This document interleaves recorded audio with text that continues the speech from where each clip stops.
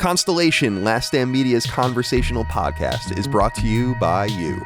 If you want to learn how to support our podcast network, head to patreon.com/laststandmedia.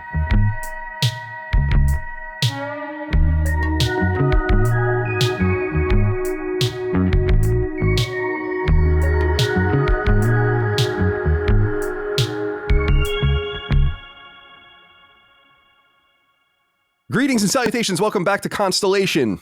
My name is Colin Moriarty. I'm joined as always by my brother, Dagan Moriarty. Dagan, how are you today, my friend? Oh, hello. Good afternoon.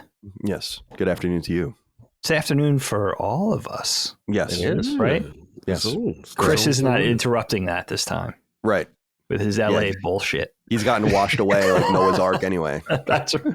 Oh, man. How is he doing with that? He missed a show the other day because he lost power. Ugh. It's just weird. I lived in California for a long ass time, for 13 years, and nothing like this ever happened when I was there. No. In fact, you could go, sometimes you'd be like, wow, it's been 9 months since it rained. Like straight up. Sure. I would hate that. It's weird. San Francisco is awesome for the weather. That's the best part of it because it's the only part of California, just because it's on a peninsula. Yeah. I always told people some people would come visit me, they'd come like they were coming to fucking Venice Beach or something. And they'd be like, dude, that was your biggest mistake. You better have like a sweatshirt and a jacket and jeans. Mm-hmm. But I loved that stuff. We used to call it sweatshirt weather. And it was like that all year, just cloudy and misty. And apparently the reason the redwoods over there grow so large, even though there's no rain, is because it's so misty all the time. So apparently it does the trick. I never knew that. There's a little bit of botany for you today on Constellation. My friends, we're joined today. So it's Dagan and I, as always. This is only our second episode, of course, but we're going to keep going. By the way, we're going to do it weekly. We're doing it weekly. We've already decided we're going to do it weekly. Yes.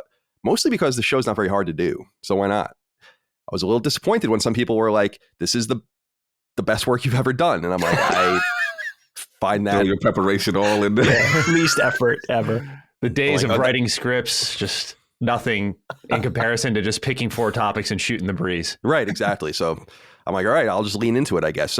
Joining us today, as we promised, are the Defining Dukes, the cast of Defining Duke. We appreciate them being here. Maddie, let's go to you first. How are you today, my friend? I'm struggling a little bit. I'm going to be honest. I tried to wolf down a quick meal before this. I didn't finish. Next to me is, I should clarify. We've done a sponsor with them on Duke as well, but Factor sent me some meals. So I was trying what's their blackened tofu, right? Mm-hmm. Now, the mistake I made was not really eating. It's just that it's Cajun.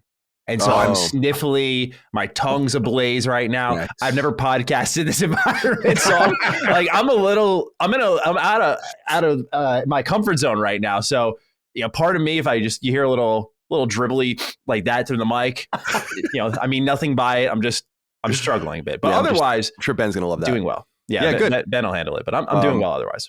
Good. Yeah. It's like you've beaten the game and now you're setting certain. So what is it in Halo?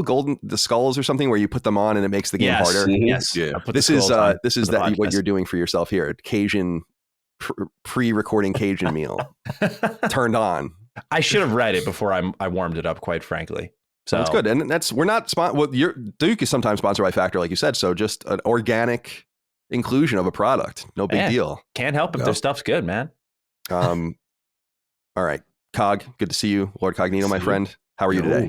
Doing good, man. Good to be here. Been checking out a little Constellation action and debut with Dagan. I'm excited. This is the first time I got a chance to be here with him. So, yeah, man, I'm excited. Same old stuff going on. New year, getting back into the grind of things. Yeah, good. And we were just talking about that before we began. When do you stop saying Happy New Year? And I say you got to already stop.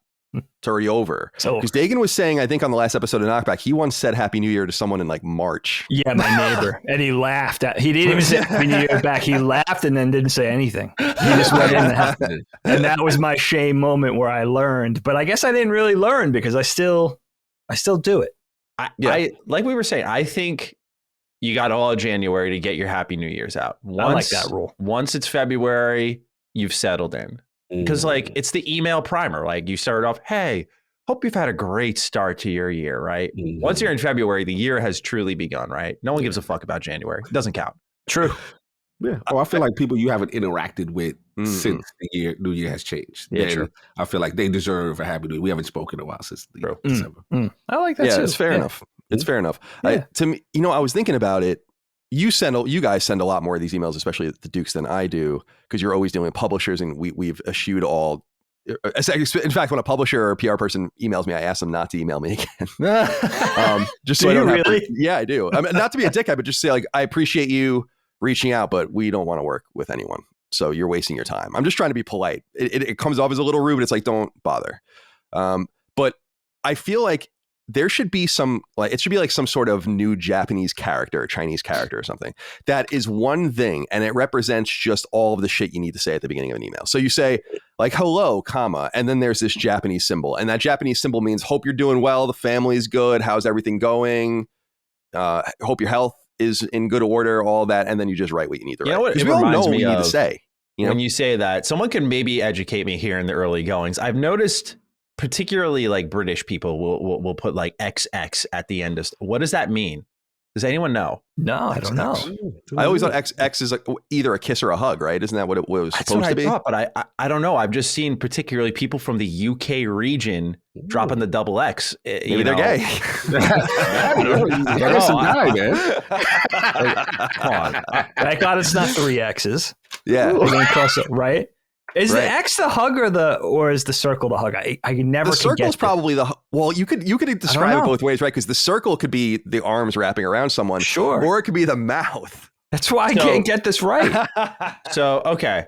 According to Quora, I should have just looked it up at first. It says, why do British people write XX at the end of a letter / email? Is it affectionate or normal? And someone wrote, the X signifies a kiss, so XX equals 2 kisses. It's affectionate and informal. You do not need this. You do not do this except when writing to close friends or family. Ooh, who's I have writing not you? received it. I'm just saying I have seen it. I thought you were saying like Square Enix was reaching out to you and being like, No. you want a code for Forspoken? XX, let us know. Very European, kiss on both cheeks, right? Yeah. Ugh. Not very English, is it? No, they don't. That doesn't seem like They don't something go in would for do. the kiss on both cheeks. No, that's way too happy for the British. All right, my friends. Constellation, for the uninitiated, our conversational podcast. Each of us bring a topic to the podcast that we want to discuss beforehand. They can be whatever we want them to be. And we have some good ones today. Now, I like the tradition bubbling. I mean, we can't really say we have traditions yet on the second show. It's but knocking we're on my trying. door, so keep going. Okay, yeah, go ahead. Is it maybe it's the AC guy? To come in to check on Matt. I don't know if anyone remembers when the guy just broke into Maddie's office while he was recording. No. Yeah, like and was like walking around back there. And Maddie like, who is this dude? And it's all on tape, which makes it so That's funny. Awesome. Like Maddie having like some sort of confrontation with this guy. So I'm eager to see. But I'm also looking. I want to say this. Can Maddie's got to just get a house so he can have the space and the house together. I think he likes leaving and going somewhere. I can't relate. I can't relate to that. I literally rolled out of bed a half an hour ago. It's hard to, needs a separate energy. Sorry about that. So a gentleman wanted to know where a doctor was. Oh. And, I was just like, you got the wrong place. Dude, you should have been acted like the doctor. Micah and I talk about it sometimes. Do you guys know the story from a few years ago where that young black kid, and I say because you'll probably know what he looks like. He's a young black kid in Florida who pretended he was a doctor for probably 2 or 3 years or something, and then just got straight up caught. And he looks like he's 15. What kind of Which is doctor? the funniest. Like he was just like a general practitioner or something. I gotta find. And I'll have them fake doctor caught. Yeah, fake. Yeah, this was in 2021. Oh, this is exactly the dude that I was talking here. I'm gonna put it in the link, and I'm gonna write down a note so we can put it over there. Wow, this guy looks really young. Yeah. So many questions right now. Malachi Love Robinson is now 23 years old, but it appears he may have been up to some of his old tricks. Oh, this was him getting arrested for something else. This story. So I'm gonna write this down. 10 minutes. Oh, I have so many notes. This 10 guy is minutes. full of mischief. What the hell? Mm-hmm. Dude, it's such a funny story because he Fraud literally would and have grand theft. meetings with people. Yeah, that. I think I found the wrong story. I'm gonna find the better story and we'll put it over the video itself because it's just so funny when you look at him. It's like, dude, that looks like a 10th grader. Only in Florida. And people were walking in and he was being like, all right, take your clothes off, and he's got the stethoscope and he's doing all. Good shit. How did he get prescriptions for people? How did people not catch on? I don't know how. Like he worked out of an office. It says Love Robinson pleaded guilty to several fraud charges, grand theft, and practicing medicine without license. His patient said he claimed he held several degrees, including a PhD and MD. What his patients didn't realize is he was just 18 years old. What? No. He's Doogie Howser. That's wow. That is unbelievable. That's great. That's the ultimate. Like, I often regret that I didn't do a different career. Like, I should have went to medical school and become a doctor. But that's like the ultimate. That's taking that to the nth degree. Like, I'm just gonna. But he's so young. He could have just done it. Dude, he's got the professional, you know, like how when you walk in, it's like, here's our practice and it's all the people. He's got the professional shot of him with the stethoscope around his. Yes. Dude, it's hysterical. It's absolutely amazing. So he was in prison for 21 months, came out, and then was arrested again for fraud. Yes. And grand theft. That's impressive. Wow. Good for him. You know, he's from Florida, though. And I have friends from Florida, and there's just something wrong with the water there. It's a Florida thing. Florida's wonderful. I love Florida. Anything can happen. Have you ever seen like the thing on the internet where you can search something, put Florida in it, and it's like it actually exists? No, you know what I'm talking about? Like Florida Man style stuff. Almost like you could look up like something random, like a random crime Florida, and you'll find something like completely out of pocket that happened there. It's just always Florida. Something weird's always happening in Florida. Just try it. It's insane. You know what my view of Florida is, and I think you can all relate, is just endless episodes of Cops. Yes. That's when the Bad Boys Drake came out. Oh yeah, the thief. I was rocking that. Dude, I miss Cops so much. That show was so good. Actually, our Uncle Mike is obsessed with Cops, or was obsessed with Cops, and he would have to be home on Saturday night to watch it. Like no matter what the family was doing, we would have to break in time for Cops at, I think it was 8.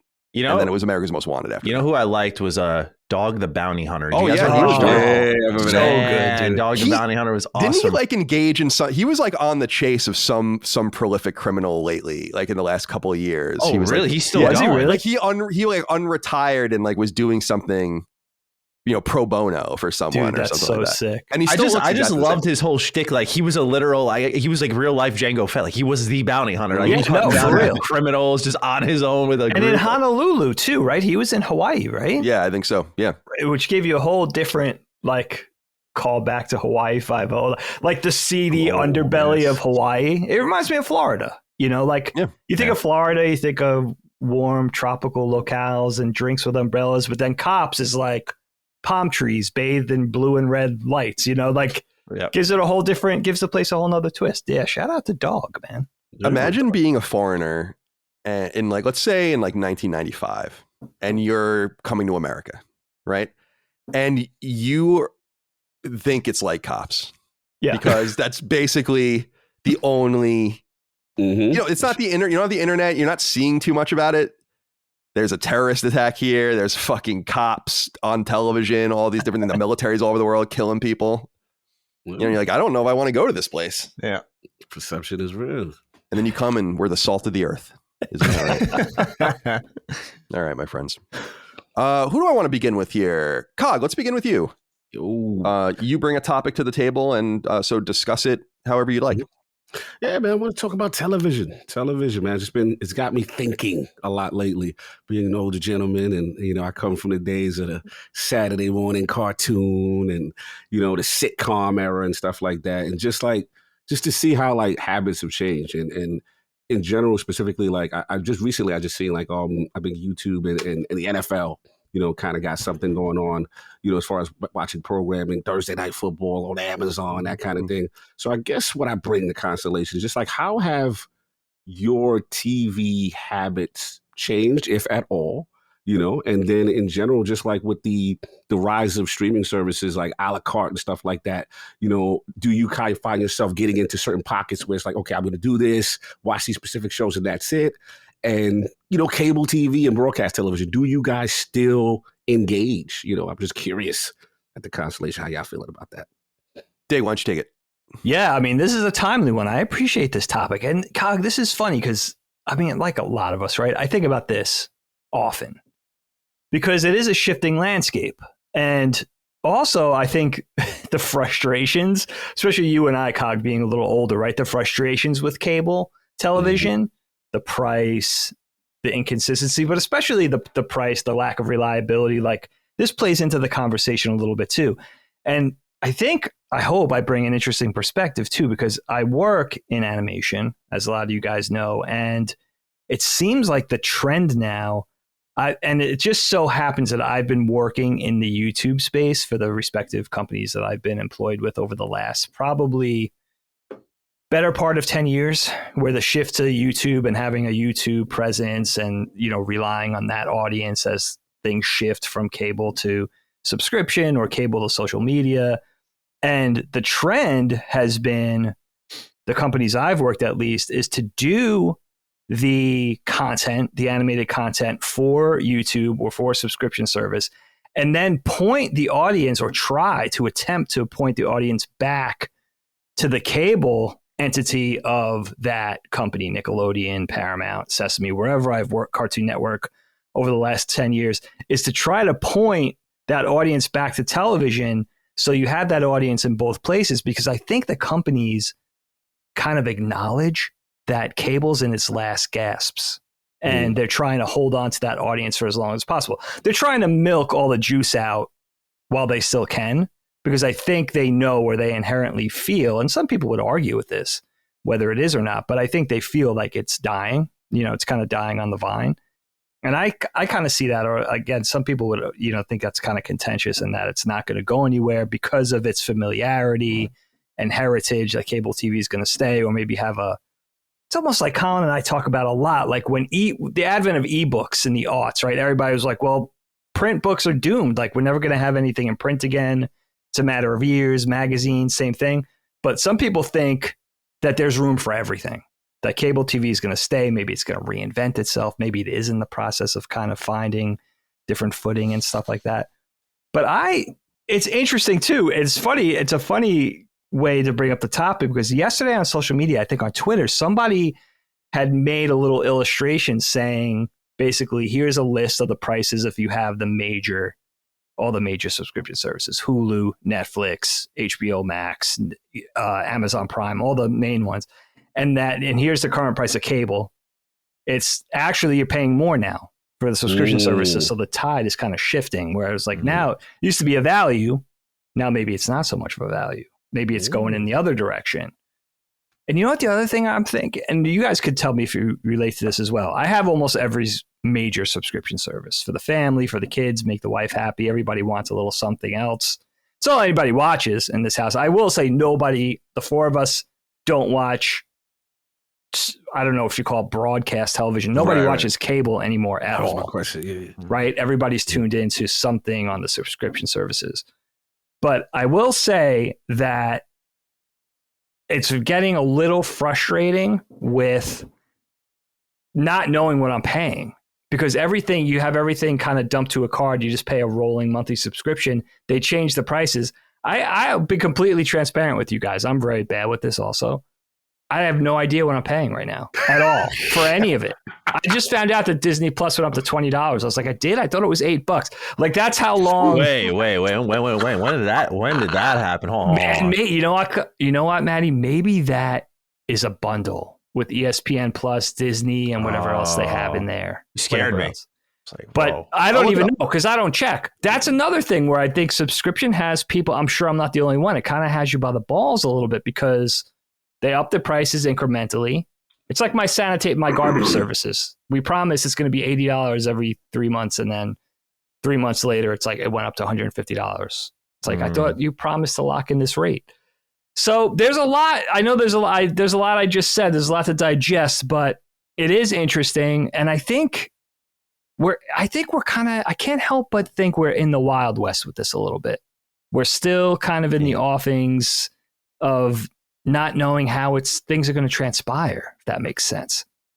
Yeah, I personally love it. Like, for me, I watch very little TV. You could fire out one of the most well-known movies, shows. Sorry, like my age is going to start to show a little bit, but also just like it's a lack of interest, if you will. Like, I used to watch a decent amount of cable. Like, I think, I used to tune in for The Walking Dead every week. Like, that was an event, man. Like the first 5 seasons, 6 seasons of Walking Dead. Oh my God, such great television. Breaking Bad. Like there was an era where like, yeah, you had to sit down. Like some of the best of all time TV shows were coming out, as far as I'm concerned, at least. But then like, I remember I started watching like Gotham. I started watching Agents of S.H.I.E.L.D. You're starting to get into my pocket, my nerd pocket. I'm like, these aren't very good. And the only time I really do fire up cable now is to watch sports. Just to see hockey, watch the Rangers on MSG, watch the Mets on SNY. There you go. There you go. Perfect. So, that's the only time I boot it up. So I find value in that. But like, I could probably subscribe to MSG and just not even need cable at that point. Cause like, I just basically watch the Rangers, the Mets and call it a day. But for me, what's I love about it actually is since I have such a small selection, it is that price proposition works in my favor. It's like, okay, I got Crunchyroll, Funimation. Now those two are rolling together. So I'm just going to have one. That's great. Disney Plus. And I think that's really it. Cause like Disney owns everything. So like, I just cater to my personal needs. Like I love Star Wars. I love Marvel. I love DC when they're doing things. And it's we could argue it's my greatest strength or weakness, depending on who you're asking. Like if you ask my fiance, she's going to tell you it's my greatest weakness. Like we're still working through all the Harry Potter movies and whatnot. There's tons of movies. Like I have a laundry list in my phone of movies that we must watch. And there's like a list of like, we must watch this together. We must watch this. You can watch this by yourself. Like she wants me to catch up on all of these, man. And it's insane. I told her, I was like, I don't fucking like television movies. Like I just prefer video games. I hate to say it. It sounds ridiculous, but I don't know if I'm stubborn or whatnot, but this works really well for me is what I'm trying to get at. Like this Wild West nature, like it's cost effective. I get what I want. I watch when I want. There's no more of that like, oh, shucks, I missed the show on Saturday. I guess I'll have to catch the rerun. True. Oh, you know what? Let me give myself a small L here. Okay. So here's where cable's also useful. I love watching pro wrestling. I love AEW. I watch All Elite Wrestling every Wednesday. I haven't missed an episode in like 3 years, however long the company's been around. I haven't missed. I recommend, by the way, if no one's watched AEW, now's your time. Like it's so fun. It's so good. Like it's an old spirit of wrestling, like the early 2000s kind of spirit. It's just constantly fun. That is something that would keep me subscribed to cable until they do their own subscription service, but they're too new of a company. But I don't blame these companies for doing it, right? Like they're sitting on gold mines. Like the one that surprises me, I could be wrong because I want to say they maybe did something with Paramount, but I feel like Nickelodeon's one that could do their own just subscription service. Like you just have all this 90s cartoons sitting there. Would that be with Paramount? It's Paramount, yeah. Okay, that's what I thought, but I wasn't sure. But I just feel like Nickelodeon could have their own thing. Well, that's the shitty thing is that all of these guys have tethers to these major corporations. It's all consolidated. Sure. No, it's true. Indeed, like I would say HBO is still, even though it's so well known and prestigious, is still kind of the most renegade one in some sense, which I dig. This is interesting.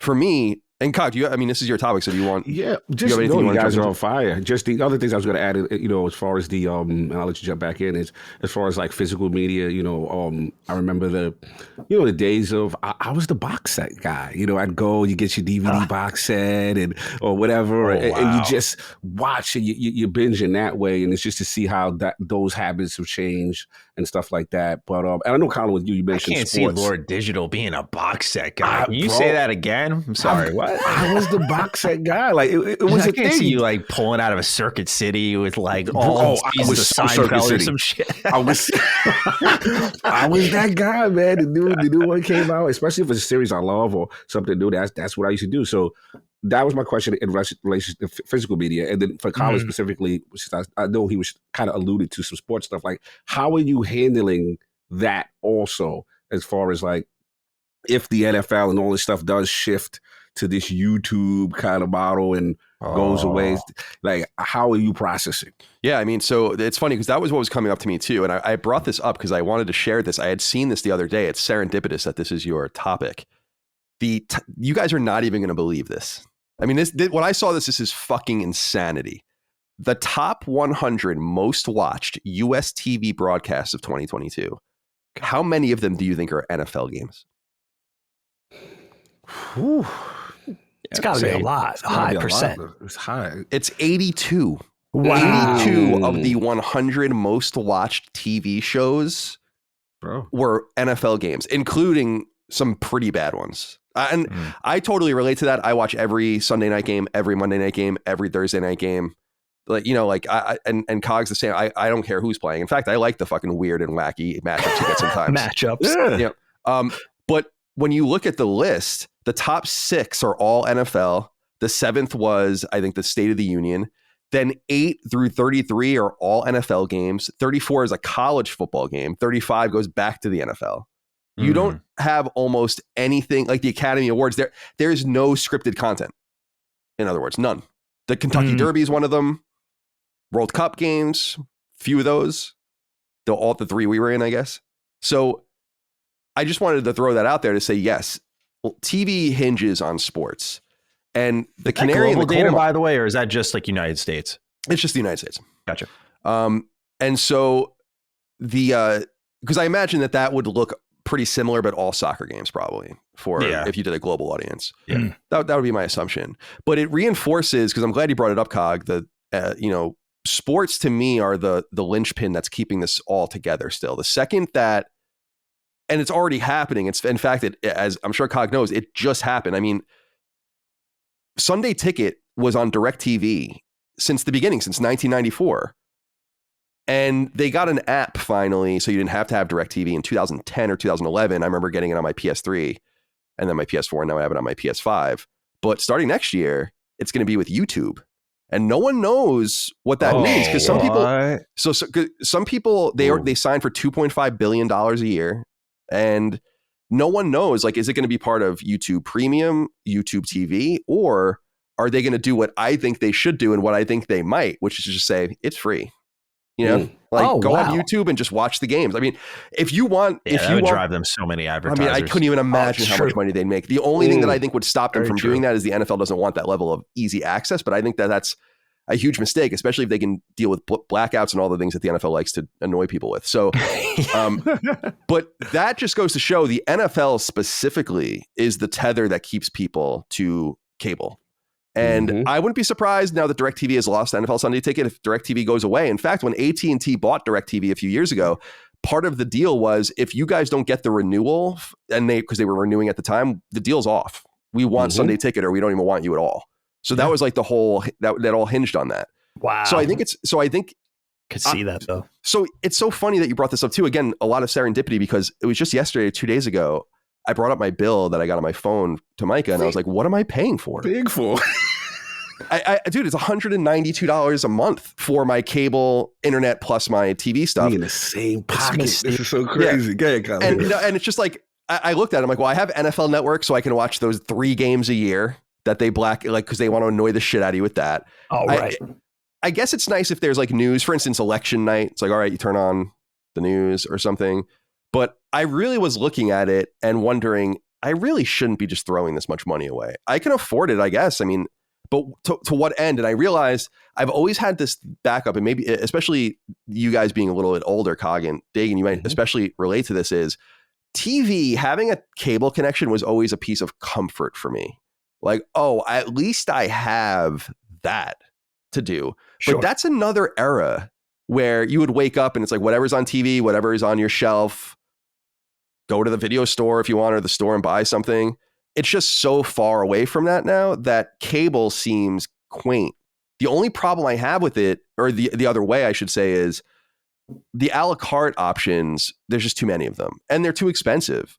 Yeah. I just got HBO a few days ago. I shut mine on and off as I use them, with 2 exceptions. I'll talk about them. So I had HBO when Dagan and I did Game of Thrones, and then I'm like, I'm done. And then I haven't used HBO for months, and then we're gonna watch The Last of Us. So I was like, all right, I got to get it back, dude. 2 days after I signed up, I get an email saying we're raising the price. Wow. To $1 to $15.99. I'm like, this is insanity. It's just so strange. And so I'll just wrap up by saying this. I've had Netflix consecutively since 2004, and that's just a tradition as far as I'm concerned. Like, I just, for some reason, one of the first ones I added, I was like, this shit sucks now. No, and dude, it does suck. I agree. I mean, I go on the Netflix and I'm like, But for some reason, I just can't bring myself to be like, I can't shut you off. You have nostalgia for Netflix. Wow. And then the other one is Amazon Prime, just because I buy so much on Amazon. It's just, you just get it for free. Yeah, it's built in. Absolutely. So that's fine. And there's actually some really Amazon good shit makes on it there. so easy, though. Amazon makes it scary. They really do. Because think about when you buy something for Amazon versus when you try to cancel or return something. Like the buying is add to cart, swipe, if you're on your app on your phone, and it's done. Like you have bought it. But when you go to like undo something, go into your cart, it's like 8 extra steps. I'm like, I see what they're doing here. It's definitely a psychological factor there. Of course. No, absolutely. No, fantastic point. And I'm in the same pocket, Colin, as you with the sports. That's my final tether to it. And it's funny you mentioned the DirecTV thing, because during the rise of cable, one of the other final tethers to DirecTV was they were the purveyors of the Sunday ticket. So I had to go where they are, right? So you got that aspect. And now, the other thing, I just was really surprised. I saw a report, I think like a Nielsen report, and it said from last year that for the first time, streaming services have surpassed cable TV as far as viewership. Oh, it took that long. Yeah, I was like, wow. Yeah, and it was small. It was like at the time, like 34% to 32%. But it was the first time that streaming services were ahead, kind of thing. Does this signal what's going on in the future? So it's just interesting to watch it. It's funny, all your viewing habits is Maddie too. It's interesting because I'm kind of the same way. There was also a golden era of like shows of must watch on the streaming service. And I'm like, I'm not missing this, Game of Thrones or what have you. So, Yeah. Yeah, I remember. I'm sorry. Go ahead. No, bro. I just I was gonna say I remember like when I first signed up to Netflix, that was when they had Breaking Bad. And this is like, we're talking two opposite ends of the spectrum here. Like they had Breaking Bad and they had Drake and Josh. I remember just like binging both of them, right? And it just like, it was such an incredible feeling just having them both in the same place. Like this show from my childhood that I think is hilarious, and then this brand new thing to me that I was just like, this is incredible. Like but to the sports point, Cog, like it's funny because what my worry is when they go to YouTube is because I've seen the MLB experiments and the commentary, man. Like they change up the commentary. You don't get the local guy too. And like because the benefit of sports being on television is like each broadcast, like they each have a regional broadcast, if you will. And when you lose those iconic team defining voices, man, like that's not a good thing to have happen. I can't imagine a Rangers game without Sam Rosen. I can't imagine a Mets game without Gary Cohen, and so on and so forth. Right? Like, yeah, exactly. You just those things are so important. And when like YouTube does their random MLB games, and it's just some schmuck that I've never even heard of online, just like commentating the game, which like this, like they're as much a part of the game as the athletes, in my opinion, as a spectator. And when you pull, I worry about that as well with YouTube's involvement. Is like, do you strip the kind of almost fan factor out of it all when you try to make it more global on a larger platform? That's the thing I'd be personally concerned with. Yeah, it's going to change. Yeah. Do you guys cycle in and out? Any of your your subscriptions like I do? Because I've tried to, but it's such a pain in the ass. It totally is a pain in the ass. I've just tried to be. That's the thing is I've just tried to be disciplined in the sense of, yes, I can afford to have all these things going, but why? And so I'm just like, no. So Spotify I've had forever too, but and YouTube Premium is the king as far as I'm concerned.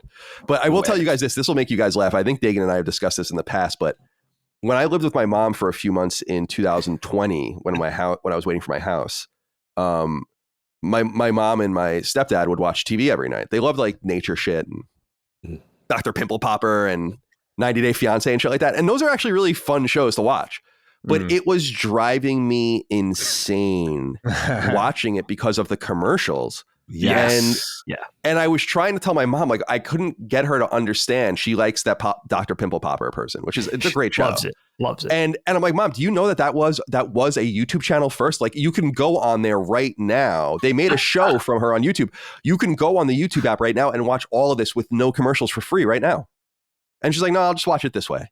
And then it's like 7 minutes of commercials every half an hour. It's the baby boomers, man. They're really keeping it alive because, again, that sort of heritage, that familiarity, like they just don't want to let go. I think when that generation, God forbid, I don't, rue the day, but when they kind of fade away, I think that's going to be the death knell. That could be very well be the death knell of, it's funny that you say this too, Kyle, because I like your proactive approach to keeping up with, am I using this thing? Because I'll literally be like, I'll yell from my office, like, has anybody watched Peacock? Like, do we still need this? And my daughter will be like, I watch it. Like, I watched it 6 months ago. And I'll be like, that's fine. That's good enough. I'm way too lazy to like, I'm just like, it's $8. Like, but I think they also rely on that sentiment of people just saying like, fuck it. Like, I don't want, and also this also very interestingly hinges on, I think,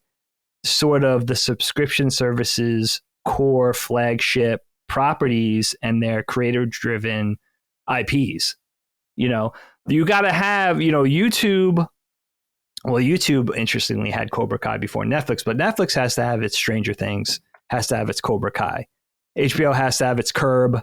It's got to have its House of Dragons, right? It's got to have all of it now, The Last of Us.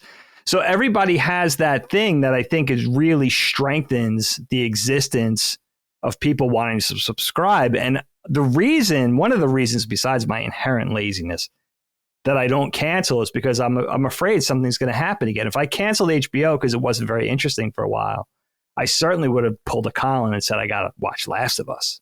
It's The Last of Us, Pedro Pascal, Druckmann, the whole thing. Like, I have to be involved in this.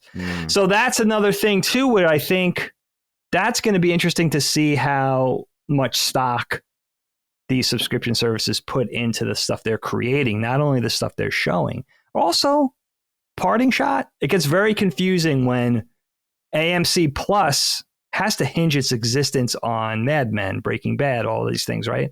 But it's also available to watch on Netflix, one of its biggest competitors. So how does that work? Yeah, I get very confused by that. AMC seems to be in a little bit of trouble from the outside. They might be just really reliant on Walking Dead. I think they just announced new Walking Dead shows. Yeah. So they become like the Walking Dead channel. Shit, I didn't know that. It's funny though that you bring up Mad Men. Obviously, I don't know how you guys feel about it. Dagan and I are completely obsessed with Mad Men. It's one of the best shows. And I've been wanting to see that for so long. Yeah. Oh, Maddie, you're gonna love it. It's like it's in my opinion the best TV ever. And and it's just amazing stuff.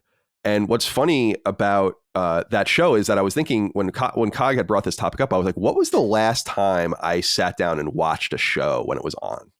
And I want to say it was the series finale of Mad Men, which I think was in 2015.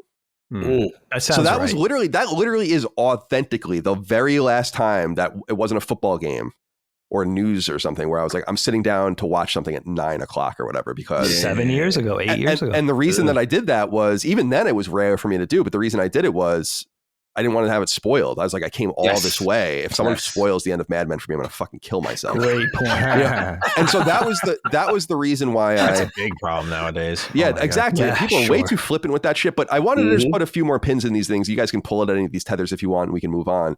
One thing I'm fascinated with streaming services is just they all really do run at a pretty substantial deficit, at least for a while. And it requires them to make TV shows that they then necessarily have to cancel because they can't afford to keep making them.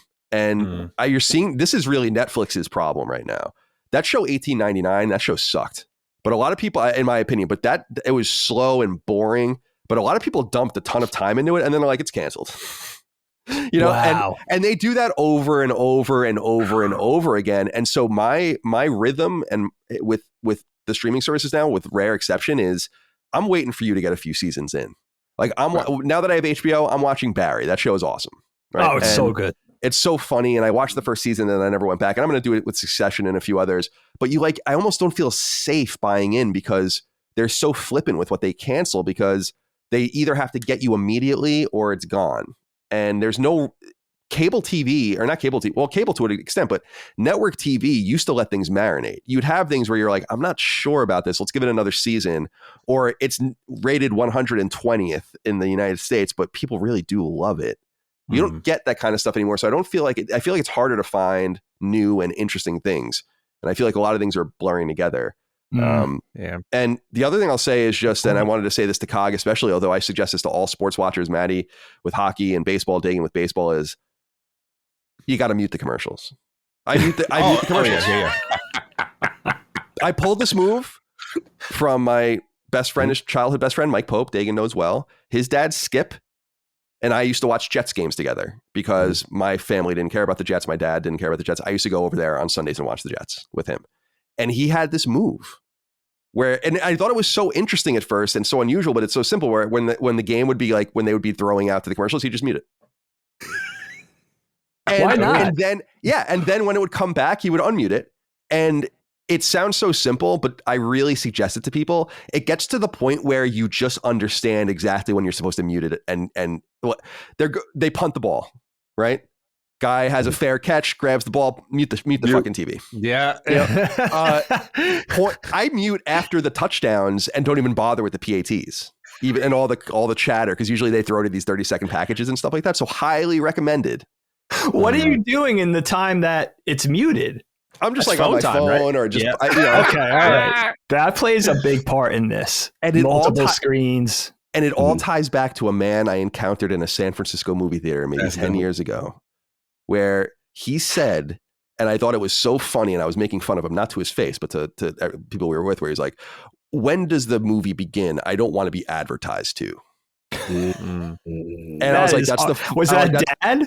It was like, dude, it was like the most San Francisco, like, crunchy hippie dude. I remember it so well. And now I'm like, that dude was totally right.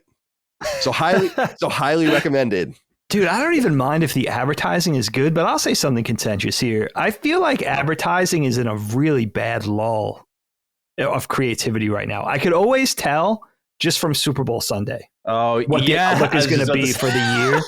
Like, it was doing so good like a decade ago, and I felt like it was at its creative pinnacle, just advertising in general, especially humorous advertising. But now I just feel like it's waiting. Maybe it's transitioning or waiting to find a new style or a new voice. I'm not sure, but advertising is, I don't mind if it's good, if it's thoughtful. Madison Avenue, hey, Mad Men, I mean, tip of the cap, right? But yeah, I feel like it's really in a low point. Like, it's in a valley right now. I don't know. And I'm not in advertising. And I'm sorry to anybody listening or watching that's in advertising. But I just feel like you guys should be bringing it. You're supposed to be the most creative people on the planet. My biggest pet peeve with advertising is the gas station ones, man. When I'm pumping my gas and I'm like, dude, this has got to be a time where I should not have like a product being pushed. I'm paying for gas. Like, so I'm paying for something so fucking expensive. You can't escape. But no, maybe look at it this way. You should get some entertainment for the price you're paying. Right. But that's the thing is I see I'm very deliberate with it. I always put the pump in the car. I turn my back and I mute. I'm just like, no, you were not going to advertise to me. Like, I'm very stubborn with it. I'm just like, not at the gas station. I like on my television when I'm consuming something. Yeah, but not when I'm paying for something. You're gonna be like, oh, but what about this too? That's the stuff, man. I mean, I totally agree with you. It's the same thing when you get into a cab in New York City and they have the TV playing. It's like, dude, can you? Yes, are you fucking kidding me? How much is this ride costing me? And then it's all about captive advertising. It's obnoxious, but yeah, they got you. I feel like there's so many more things to say. I mean, it's such a good this topic. Is evergreen, this topic. Yeah, we can come back to this at some point. I mean, this is a good topic, but I think I'm starting to wrap. It's just funny, again, the serendipity of the timing. I'm starting to wrap. So it'll take several years now, but I'm starting to wrap my mind around. You can cancel cable. You really could. Cancel it. And then I don't know why I think I'm like, oh, like there'll be some terrorist attack or some big election or something. And it's like, but it's like, you can just go on the internet. Yeah, you're absolutely right. I have to let my emotion, I'm like you, Kyle. I have to let my emotionality go because I feel like there's this obligation. I'm supposed to have it. I'm supposed to have cable still. But the same people who have like a landline phone, right? Like, I always say, I'm like, just have cell phones. Like, you don't need the house phone. You really don't. Yeah. Absolutely. But we have them anyway. Yeah, Dagan has a landline, I think. Which is my parents. My parents never use the home phone. I'm just like, just use your cell phones. It saves you money. And they're just like, well, we have to have it. I'm like, why? We hold it on, Maddie. We hold it on. Yeah. I mean, it's just so funny. Like, it's so funny how quickly things change. I remember going to Fire Island, which for people that don't know is off of Long Island. It's like a vacation spot with my friends in college, early in college. And we rented a house and we were there for a week. And I was fucking mortified when I found out that we had no television for an entire week. I was like, what the fuck do you want me to do here? I really was so upset. And it's so funny how quickly things have changed, but I was so annoyed because I'm like, well, hang out. I'm like, yeah, we're going to party. And so like, we're going to do it for a week. I can't go watch fucking Golden Girls at night or something. I was so mad. How did it play out? A lot of board games. Yeah, I have a lot of fun memories and funny memories of that trip just because I remember I was 19, I think, and we were playing beer pong on our porch and these cops came up two uniformed Suffolk County cops came up and played with us. Good for that, man. And I was like, we were clearly underage. I also remember one of my friends that we were with getting really mad that this guy smoked a joint. And that was when I was kind of like starting to hang out with my pothead friends in college and stuff. And I didn't want them to judge me. So I just stayed quiet. Where I was like, dude, I'd be getting stoned if I had any weed. Shit. If those cops had a TV, they wouldn't have played beer pong with you, but they were bored. They were definitely bored. I would give them that. All right. Good topic, Cog. Thank you for bringing that to the table. Awesome. Love it. All right, Maddie, let's go to you and your topic. Present it as you will.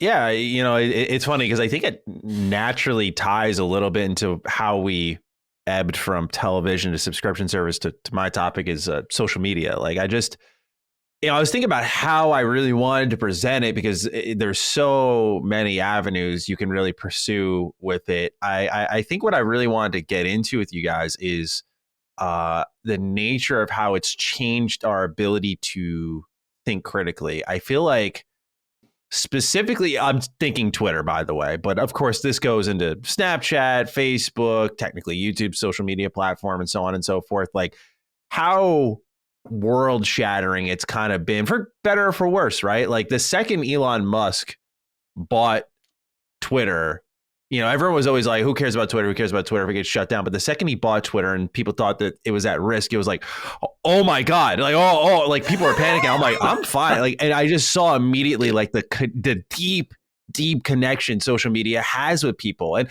don't get me wrong, like I've made some of my best friends through it, right? Like, I think the first message I sent to Colin was through a Twitter DM. So like, there's awesome. Clear importance, right, with those, with what it offers. But what I've seen is, of course, we'll call it the mob, right? Like the people come out to end careers and, how the first story you hear is the only important one. There's no more like sequential stories of like, well, maybe we got it wrong. Here's the truth on what happened. And, not to fully ebb into cancel culture, but that's a big part of social media was sort of this ability to elevate the people to the same level as the celebrities that or politicians that were seemingly untouchable and almost punch above your weight, if you will, collectively. And so, to me, I've watched and seen how it's developed since I used Twitter since it was first released, really. And to see it turn into what it is now has been fascinating because it's almost like a digital weapon of mass destruction. When you think about it, I typically don't see much being celebrated there. And like the latest thing has been like seeing these Hogwarts Legacy boycotts on my feed and whatnot. And I'm it's working out great. Yeah, right. It was a top pre-order game 4 weeks running. I think it's the top selling game on Steam right now, and it's not out. Yeah. Is it really? Like that is correct. Right? Like it's at the top of the overall list. Wow. Yeah, which is crazy. It's insane, right? And to kind of collect it and then dish it to one of you guys, it's one of those things where I feel like it's almost, I'm trying to think of how to say this without sounding like an asshole, but it's almost like because people gain a following of even a meager amount, like 1,000, 2,000, they think what they say is extremely important. So when you get this kind of chest pounding level, like, well, I ain't covering Hogwarts Legacy. It's like, okay, like go on. And there's millions of other people who are going to play it anyway. So to me, it's social media has drastically transformed how people think about things, how important they think what they have to say is. And look, this is coming from the guy who does this for a living. Like I don't even try to overestimate what I have to say is that important. And I feel like our ability to think as a society has gotten completely worse. And like I said, there's a million ways we could go for it, but I'm just kind of rambling at this point. On just social media has really changed society, man. Cog, jump in. I mean, he's got me thinking, and it's funny because I have such a love-hate relationship with it. Me too. I'm, one of the OGs. I was resistant for a long time. I didn't want to make a Twitter account. I didn't want to do any of that stuff. I'm a very private person. And, for me, the struggle was, okay, I get on it. Let me use it as a marketing tool. I can kind of help my brand. I can do that kind of stuff. And then you start to meet some really cool people and some cool colleagues and people who are good information sources. And you're like, wow, okay, I'm almost getting direct to source information from certain things that I love or games or whatever, right? Personalities. So that start, was cool. But then it was like, what I realized is like negativity always wins. Mm-hmm.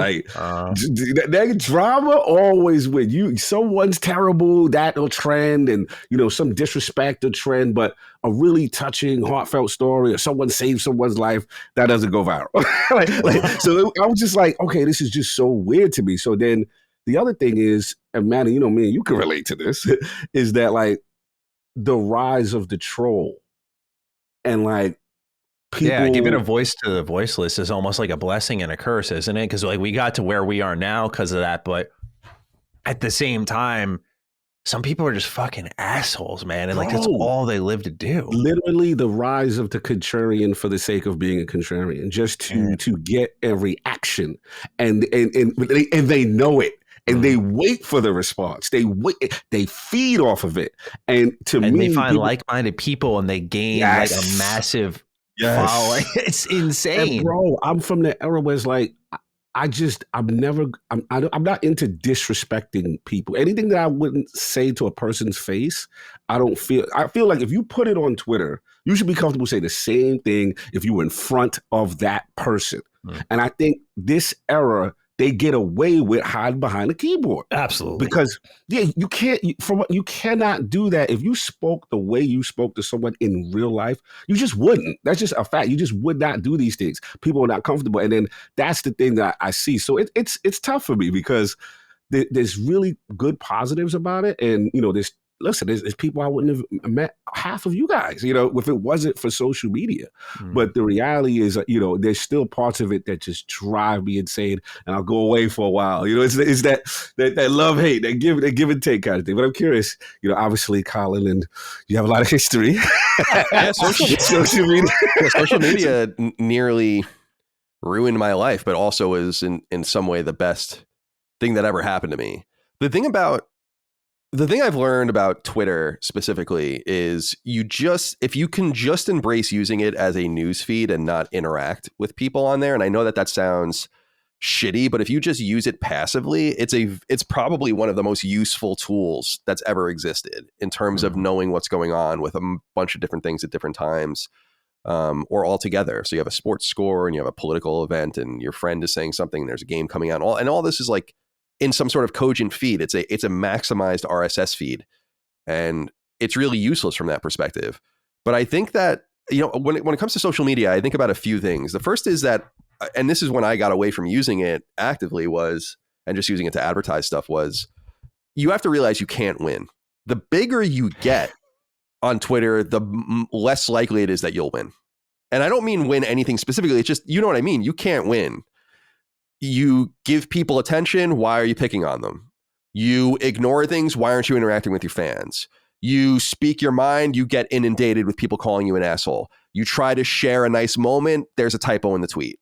You share a picture of, this piece of your, this wilderness you're hiking through or whatever. Oh, why are you in this area? Or what is this? Or it's constant. And you guys all know it. It's just constant. It's so right. You can't. What I realized was, I don't know how else to put this. You're dealing with some interesting people out there, including some of the dumbest motherfuckers that have ever existed, right? No doubt about it. And that's not an insult to people on social media. I'll say it over and over again. Some of the stupidest people I ever knew, I went to college with, right? So there's I'm not trying to alienate or isolate anyone or say anything about that. It's just, you are dealing with some grade A. You forget sometimes how stupid some people are. And you interact with preposterously dumb. And the only way to avoid all of the hassle is to not participate. I barely reply anymore, man. Yeah, I really do. Yeah, like it's just not worth it. Especially because to kind of tail off of what Cog said with like the trolling is when you say anything, people view that as opportunity to say their own mind. That's the thing, is the overestimation of like what you have to say has value.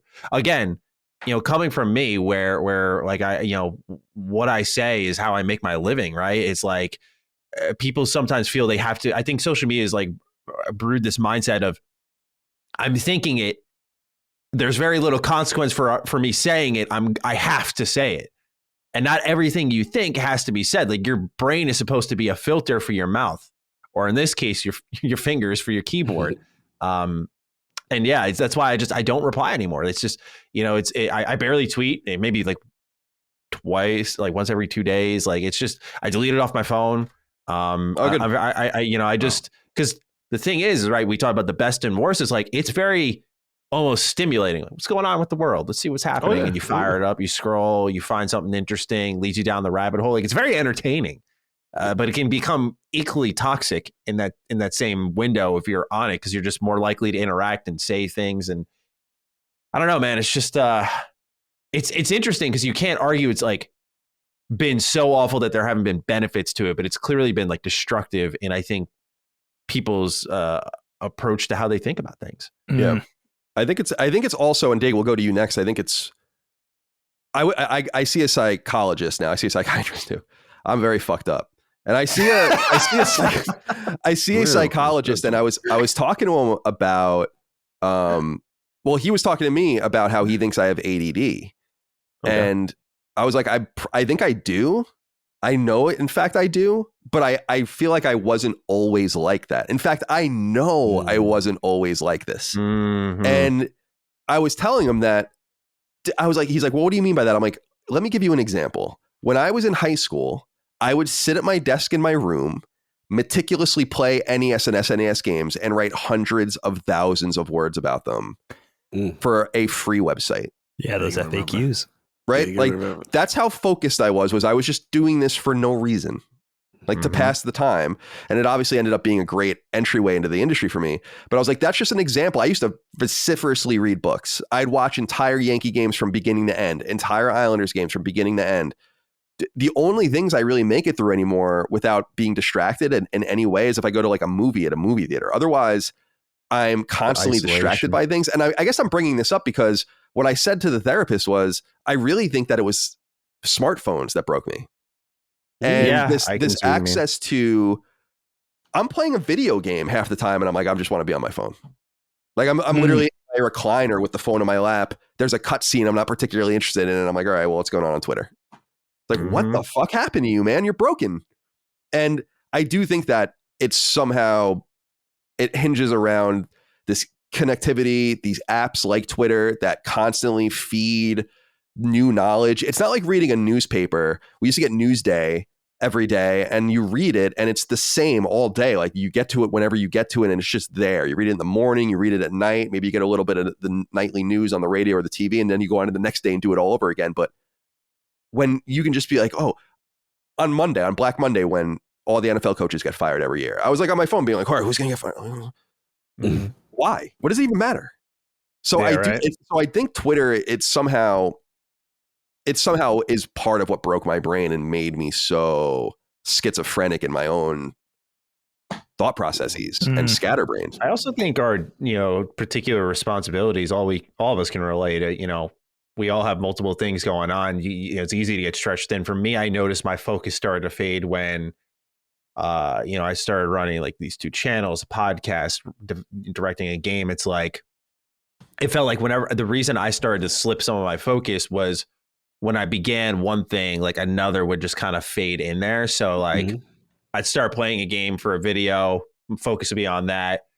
And like my programmer would reach out and be like, hey, this bug here, like, what do you like? Can you write up an issue for it? It's like, well, yeah, I got to. Like, so you pull off and like you're immediately sucked out of the thing you were about to do. And I've noticed like as those increase, it's hard to remain focused because you're almost expecting the breakaway. And I think smartphones too taught us that, because you always know something could be happening. I remember a bad habit I used to have in in college. And I that's one of the main reasons I deleted it, because it started to become just a routine. Is like, I would wake up to my alarm, grab my phone, and just hop on Twitter. And I'm just like, holy shit. Like one day I just woke up, I was like, this is fucking sad, man. Like, I don't care. Like I used to be, I still am like a very lax guy, and I'm not in anyone's business. I had a very, I don't give a shit attitude, and I think a good way.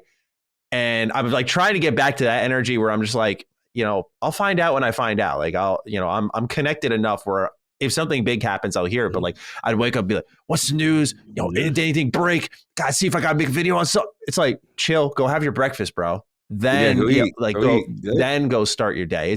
It's just fascinating because it's become such a core part of it did become such a core part of my day. And when you remove it, it's almost like a drug where you look for that replacement, right? What's the gateway? So now, and I guess it is a social platform. I'm curious what you guys think. Is like, what I'll do is I get out of bed, get my breakfast, I flip on some YouTube now, and I think they call it like an iPad kid. So I'm just like hunched over the bowl, just grinding the iPad. I'm just like, I mean, is this worse, better? I mean, at this point, at least I'm out of bed, starting my day, doing my thing, but I'm firing up a different social platform. What happened? Let's see what people are talking about. What's someone cooking online? I don't know. I mean, I guess it's the day and age we live in, right? But that's what happened. I removed Twitter, and I'm like, in comes something else. Well, I encourage people to think about it too, in the sense of like, we or our ancestors lived in caves for hundreds of thousands of years and made no technological progress. It's one of my favorite historical facts that they didn't fucking do anything for hundreds of thousands of years. They had very basic tools and they were just like, that's good enough. And so you're hundreds or thousands of generations into that, and it's like, well, this is totally normal and totally basic. And now we think about ourselves. Dagan and I were having a discussion about generations recently, and how I'm a millennial technically, being born in 1984, but that doesn't really seem right. I was born into an analog world and then lived in that analog world for a long time.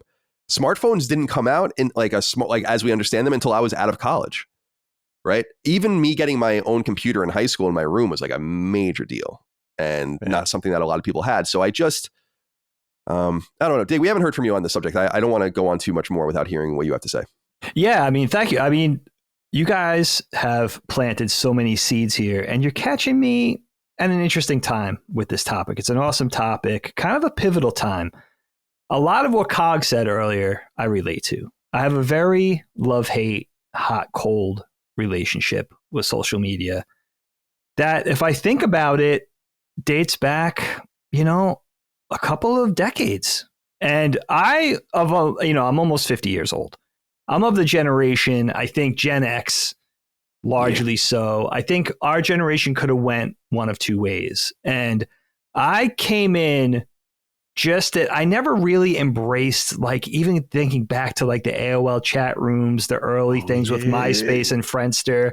I saw my younger friends that were only 3 or 4 years younger than me, in some cases 2 years younger than me, really embrace that stuff. I feel like I kind of dodged it for some reason, whether that was on purpose or that was just sort of something that I was a little past in my life. Maybe I was in college at that point rather than high school. So there was that. But for me, I have an interesting perspective on it, I think, a little different than you guys. First of all, I want to say that for somebody like Kyle or Maddie, and even you, Cog, somebody with a larger social media presence, which is directly tied to your income and your livelihood, I really kind of feel for you guys in that way, because it's, in a simple terms, part of doing business, right? And I feel like, especially with what Maddie said, my heart goes out a little bit. Like what you said, Maddie, moved me a little bit and struck me, because it seems like if the culture was different, if the general online culture, especially in gaming, let's say, was a little different and a little more positive on social media, you would probably enjoy having those interactions. But because the atmosphere and the climate is so negative and cruel, and, where, like Cog was saying earlier, we're arguing just to be obtuse, or just arguing in order to incite disagreement, sort of that nasty side right? Showing its rearing its ugly head. Whether that's a persona or whether that's somebody's real personality, just makes it unpleasant. You know, I was fortunate because I started as an artist and an animator and an illustrator. Somebody went to college for that stuff. My exposure to social media was through art and through animation. So I can remember late 90s, early 2000s with the early drawingboard.com forums, which kind of spun into early Flickr and the blogosphere, which then sort of became Instagram. And basically, you know, what we were doing on social media was sharing our art, our animation, illustration. So it was the animation industry community or just the art community sharing their art. And that was your voice. It wasn't, oh, here's a picture of my food. Here's a picture of my dog. Here's a picture of my family on vacation. It was us sharing what we did, what we created. And I remember thinking back, like, it was kind of just known already that it would be a positive, it would be a community fraught with positivity. You wouldn't really say anything negative. If you didn't care for somebody's art, you would probably just give it a pass. You wouldn't give it a like. You wouldn't give it a comment. Nobody would say, oh, this is terrible. And I feel like that culture was directly the same community that took it to most recently Instagram. And where the climate is generally very favorable as far as supportive, loving. If you like something, you're effusive and you offer praise. If you don't like something, you just move to the next thing. Yeah. Just don't engage. Right. You just don't acknowledge it, whatever. And that's kind of known. And then if somebody acts up, they're called out, and it's known early, like that kind of behavior isn't acceptable here. So when I crossed over to Twitter around the same time we started Knockback 5 years ago, it was a pretty harsh slap in the face. I mean, it was like a splash of cold water. It was like, whoa, it's different here. And I kind of enjoyed it because I also like to write. I also think getting your point across in a concise manner is sort of, that's an old art form. If you appreciate literature, if you appreciate grammar or writing, like I kind of dug that from a creative standpoint. And what struck me with Twitter, again, was the difference in people responding and mistreating each other as compared to Instagram. And that was really my only two things. I should also say, I never really got involved with Facebook or anything like that, which is really probably where most of my generation, I could see my wife and my sisters and my sister-in-law, that's really where they do their social media stuff. So that's another interesting perspective. And then for me, I think that's why, like Cog, I move in and out. You know, I come in, look, and this is interesting because what I love about social media is that you could bring your own perspective into it and you could kind of treat it how you want with your interactions, what you say, what you show. You could kind of do it your own way, your own flavor, right? And that's something that I could respect and kind of enjoy and even celebrate. Everybody does it a little differently. Everybody's looking for a little something different, maybe, whether it's entertainment or information or just a pleasant distraction or somewhere to learn or just kind of be a part of a like-minded community. Those are all the upsides. And I still believe in that about social media. I think those things could definitely be a benefit, and they are largely a benefit. Unfortunately, the bad actors and the negative aspects drag down social media a lot, which is unfortunate. But I think you also have to learn what you get from social media and what sort of the negatives that you could come away from social media. Like I know I go to social media, like I'll go to Instagram and I'll look for stuff that inspires me, whether it's an artist or an animator or just, and it could be anybody. You know, I'm really on a big Lex Friedman kick lately. So anything that guy has to say, like, I just like his positivity. I like his energy. Yeah, he's could great. be anything, right? But I'll also find myself, quite frankly, like getting discouraged sometimes and sometimes even a little envious, whether it's somebody whose art is really good or somebody who just got a promotion that I sort of coveted or something like that. And then those negative feelings start to kick in. Then I have to know myself to know, like, this is making you actually feel bad. It's discouraging you. Yeah. And that's not, that's not all on social media. That's a lot on myself too, where it's like this, for some reason, this isn't gelling with me right now in a positive way. So I have to step back. And then the other thing I see on social media too, and I'm just as guilty as the next guy or girl when it comes to this, is I feel like there's a little bit, and a lot of us feel this way. And I don't want to sound like I'm pointing fingers, because I think this is just kind of the nature of social media, but there's a lot of very look at me energy in social media, right? Oh. And I'm not just talking about the people that are modeling or wearing sexy gear, or, you know, like they're on an expensive vacation, or they're at an expensive dinner, or here's my Ferrari. Like, there's plenty of that, and you may or may not go in for that sort of thing. But just in general, that's really kind of what it is, whether you're driving business for whatever you do, or whether you just need, you know, feel like you need some attention or whatever. And I don't know if it's my shyness or that sort of thing, but I don't want to come across that way. Yeah. So I've always treated social media like, you know, on Twitter, for instance, I feel like it's like 8,000 of my kids rolling their eyes at my dad jokes. I just want to make people laugh.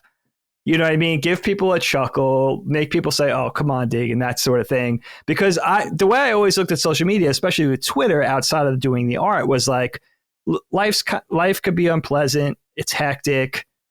It's fraught with anxiety, right? Like, this should be a space where I just go to laugh and find something that makes me chuckle, or something lighthearted, a positive transaction, friendships, which you guys know, come out of what we do, which is one of the great sides of it. And, you know, but some people are in it for different reasons. And I think sometimes I have trouble acknowledging that, or kind of dealing with that. And then I'm like, you know what? I don't want to have any part of this. It's too negative. Life is stressful enough. I don't need any more stress, type of thing. And, you know, but I also have to say, I feel fortunate that this is not, you know, I don't rely on social media for a living. You know, I do something completely different. And another benefit that I know with like the ADD, listen, there's a lot of people in my life, nobody super close to me that I see daily, but there's plenty of people I can think of in my life that are addicted to being on their phones. And they're not in their photos or texting. It's social media that they're addicted to, whether it's Facebook or TikTok or whatever it is. And I'm not disparaging those people. Do you? It's fine. But I luckily, fortunately, have a living where I have a very work intensive day. Like, I have to animate a scene. It's one of the most labor intensive things you could do, 24 drawings a second. Yeah. I can't be distracted because I won't meet my deadline and I'll get fired. So I feel like I'm not addicted to social media, but am I? Because I can't work without listening to YouTube. In fact, I dread the phase in my process where I have to lip sync, because I have to listen to what the character's saying in order to get the mouth synced up to the audio, and I can't listen to anything. It's the most painful part of my day, because I can't listen to a podcast. I can't listen to Sacred Symbols. I can't listen to Rogan. I can't listen to music. Right. So even someone older in their late 40s who's an animator who really can't be distracted. And then, you know, after hours, I'm running around with the kids and stuff like that. I kind of am hooked on it a little bit, right? Without YouTube, I don't know what I would do. Colin knows I was an early adopter. Like I was all up in YouTube since like 2007. Like, yeah, Dagan was, to his credit, like he always loved YouTube. Like, I didn't start watching YouTube the way I watch it now until a few years ago, very late to the game. Was really creating things on YouTube without watching anything on YouTube for. You were, yeah. You definitely went through that time period. That was kind of strange. But I mean, yeah, I became a true. I want to throw a few of these things in before we move on. You guys can pull at any of these threads if you'd like. I wanted to bring up this idea. I think we've all been there, although it's certainly been the worst with me, is what most people don't understand. Let me back up.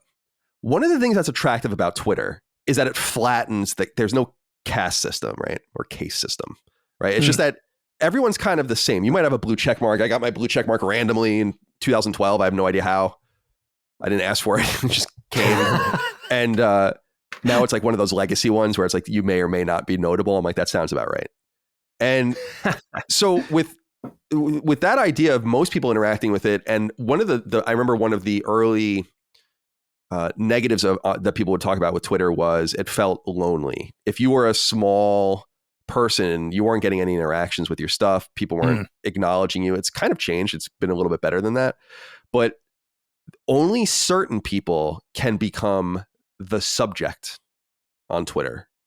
And that I know what that's like. And this is a unique situation where people are like, "I'll just put it down. It doesn't matter. It's not real life." And I'm like, but you're wrong. Right? It actually is, for me, what was going on with me there and what people say about me and the defamation and all those things is very real, because it actually bleeds into my work and to the things that I do and the way people see me. And one of the things that I realized that I wanted to get away from using Twitter, I've had Facebook. Northeastern was one of the first 12 or 15 schools on Facebook. So I was on it. I remember I made my account in May of 2004. I was an intern at IGN. And so I've been on there forever, but I fucking hate Facebook. I don't use it at all. Instagram, I really tried for a while to use it. I'm just not a visual person. I don't want to share visual aspects of my life that much. And so, and that Instagram kind of makes me feel bad about myself. See all the beautiful people, all the things they're doing. It's like, it really can. And so I'm very much focused on, and I refuse to use TikTok because of the Chinese ownership and all that. So I very much use just Twitter, and I've been there for a long time. And what I realized was when I finally said, like, I can't fucking do this anymore. I can't just be beaten up and diminished anymore and act and participate in my own abuse, was that I was gaining a reputation for being very harsh. And I don't feel like that was really earned, because it was all done in retaliation to things that people were saying and doing about me. And I realized, going back to what I was saying about not being able to win, it's like you eviscerated publicly a number of people, right? And it was fun, no doubt, to do to them, because they were all talking shit and being assholes to me unearned. But in turn, it earned me a reputation of being like, wow, man, like Colin will fucking cut you down, dude. And remember, me and you had this discussion on Twitter. Right. And we had this little discussion. And I'm like, I don't want to be that way, because that's actually, and I think most people that know me know this, is like, I'm not like that at all. I'm very loyal. I stick up for myself. I've talked about in the past, especially on Knockback, I've gotten into a few fist fights when I was younger, got the shit beat out of me, just because it's like, I will not back down from certain things, or at least I wouldn't when I was younger. You realize that being headstrong and kind of protecting yourself like that comes at a cost in a public venue, but it stems from being the subject.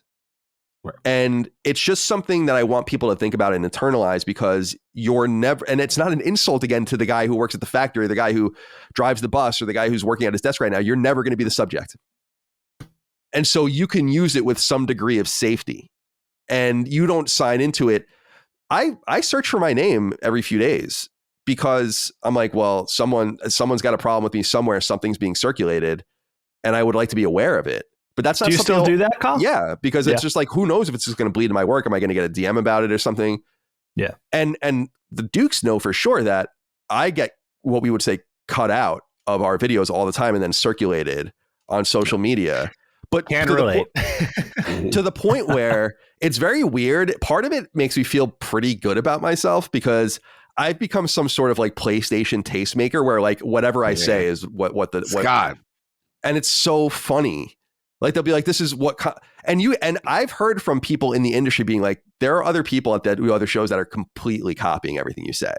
Like, we'll hear it on your show 2 weeks before, and then they'll say it. We know some people have taken a look at our homework lately. Yeah. It's and you got to be mindful of those kinds of things.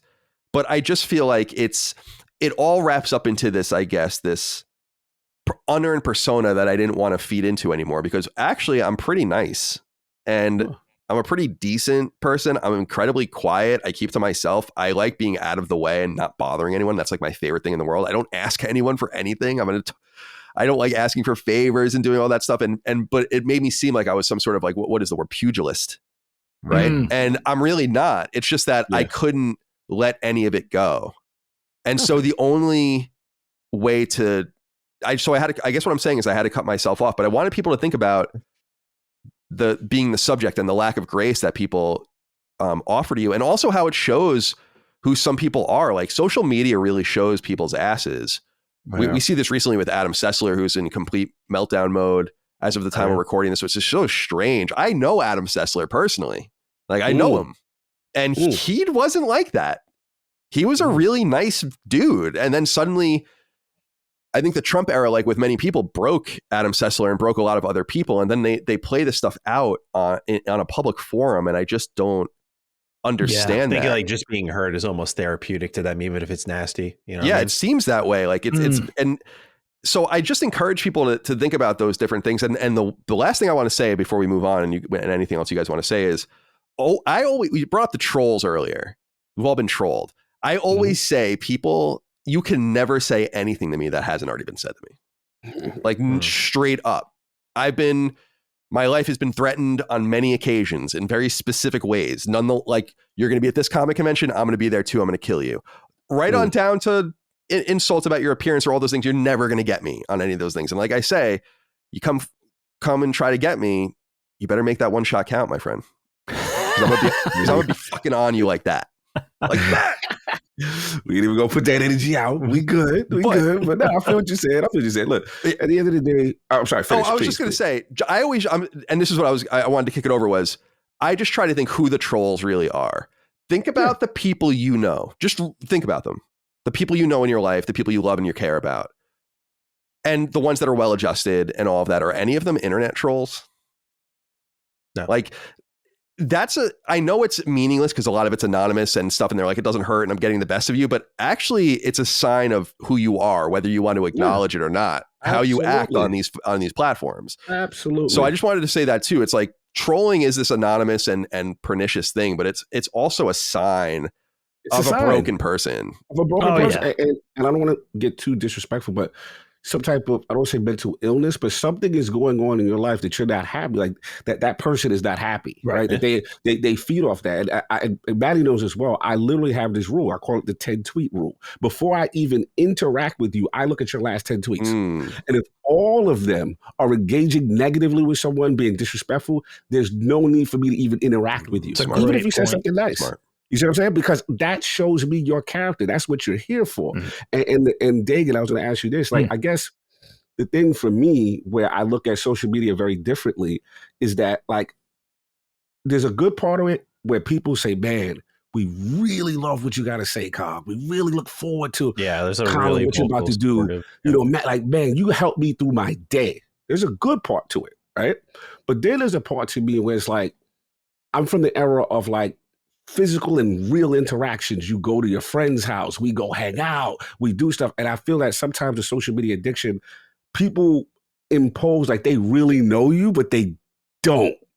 You know what I mean? And it's just it's an interesting thing. It's a push-pull. Yeah. It's a push-pull. But yeah, negativity, I notice, always tends to win. I try to treat it like how Dagan says, and use it positively as much as I can. And the last point I'll say, because you touched something, Carlo, as far as Instagram, I'm the same way. Like, I don't want to, kind of, like, it's like the look at me, but in a positive way, because King is that. King, that is him. He likes to let you know what he's doing, what Cody's got, that I am not that guy. Like, we are complete opposites. I love him to death, but we are complete opposites because I'm a very private person. But what he did tell me one time, and I noticed, man, and I do it now with the whole Health is Wealth kit. He was like, Cobb, you don't realize that is inspiring to gamers. You should post when you go to the gym or you're doing something positively. And I was like, I don't want to be that guy. He's like, look, I'm telling you, I used to mess. It was right around the pandemic, and I was getting depressed. Couldn't go to the gym. So I just literally would go get my phone. I would go to the local track. And I'd walk out like, hey, guys, I'm out here. We in the pandemic. We're all struggling right now. But hey, I'm going to do this lap. I'm out of breath. The belly's crazy, but I got to get out here. You know what I'm saying? And I do it. And people would say, I would call it like walk with me. I found it was like hashtag walk me. And people were like, yo, we're looking forward for the next That's one. Awesome. It was fun. Yeah. So yeah, those are the positive things that I do remember from it. Yeah, definitely. And I'm sorry. I also want to say, I remember you also, for most part, get what you put out, you get back.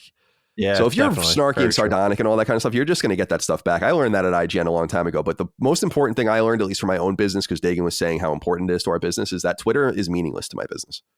It truly is. Like our subscribers just went up when I stopped using Twitter. And my stuff just gets circulated anyway. And when I promote things on Twitter, which I basically just do to, like, I'm alive, I'm here.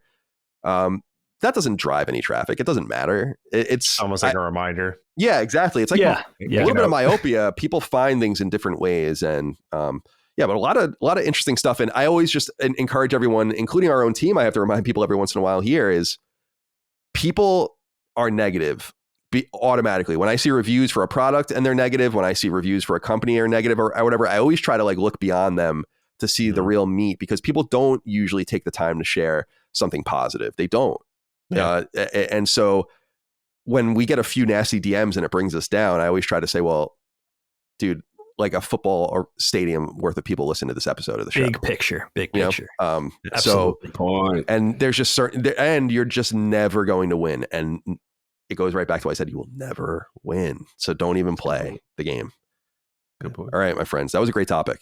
Thank you for bringing that on. Awesome. All right, Dave, let's go to you. And this could maybe be I don't know. I don't want to keep the guys too long. We'll see how we go. Maybe we'll just do 3 topics. I don't know. But Dave, we'll give you your topic this week. I'm eager to get into it. Okay, cool. Yeah, I wanted to talk about cooking. Interestingly, Maddie and I were emailing briefly, and he was saying, I almost did this topic, dude. I almost picked this one. So I'm glad it speaks to at least one of you, but hopefully you guys will all enjoy it. So listen, in full transparency, this is kind of selfish on my part a little bit, but I wanted to do something. I thought it would be a fun talk. Brass tacks. I cook for the family. Helene cooks too. My wife cooks too. We're kind of 50-50 on food shopping, cooking, and all that kind of stuff.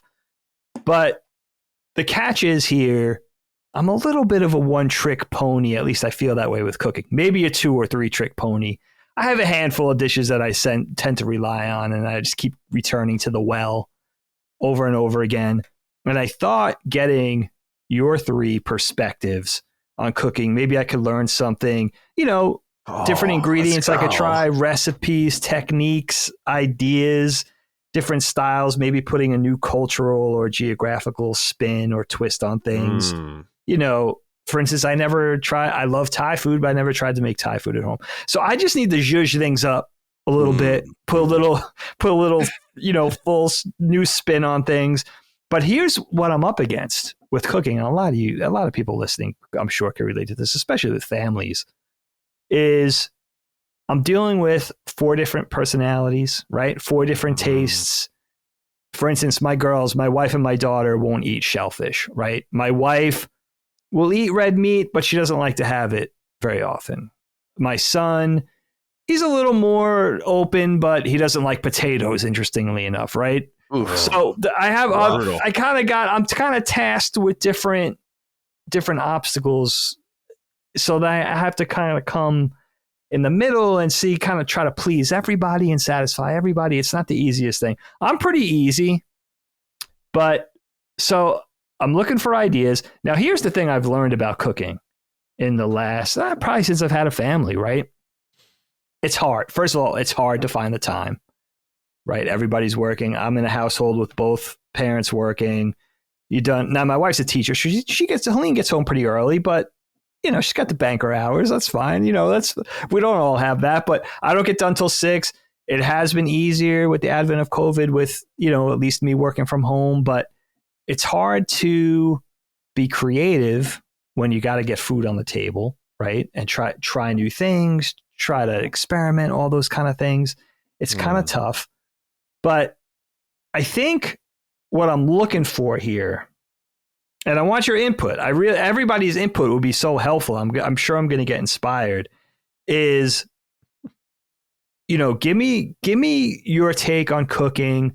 Something easy, something difficult. What I've learned though is I'm in my groove when let's say I'm having a rough day. Things are getting aggravating at work. Maybe I can't find work. Whatever it is, whatever turmoil I'm bringing down to the kitchen at 6 o'clock to start dinner. If I just get in the mindset of, listen, cook for the family with love, enjoy it.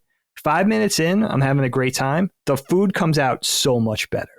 If you cook something I don't think there's more of a loving act that you could do for somebody than cook them a meal with your heart. Like, don't rush it, don't burn it, don't just try to get it on the table grudgingly with a frown, like really try to make something good, even if it's something super simple, right? So at least I have that perspective, especially lately because work's been so aggravating and finding a new job and everything. So there's that where I find it cooking to be kind of comforting. When I could really enjoy it, it's one of the things I really enjoy the most. So I'll go around. Kyle, I know you're not big into cooking, so I know it largely falls on Micah. I know she also enjoys it in your household, but just give me your perspective on, it could even be memories. Like, what did you enjoy the best?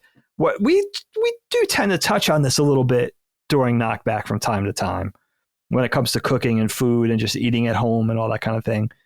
Give me kind of perspectives, and then you'll kick it off to the next guy, and I'll learn and get inspired from you. Yeah, Kat. sure. So the thing is that I'm a pretty good cook and natural at it. I just have no need to do it right now in my life because Micah does all the cooking and she bakes, and she's like, we have a very domestic relationship, which is awesome. And I don't want to say I've always wanted that, but I like nuclear stuff. I think it's, like the nuclear family and the division of labor and that and whatnot.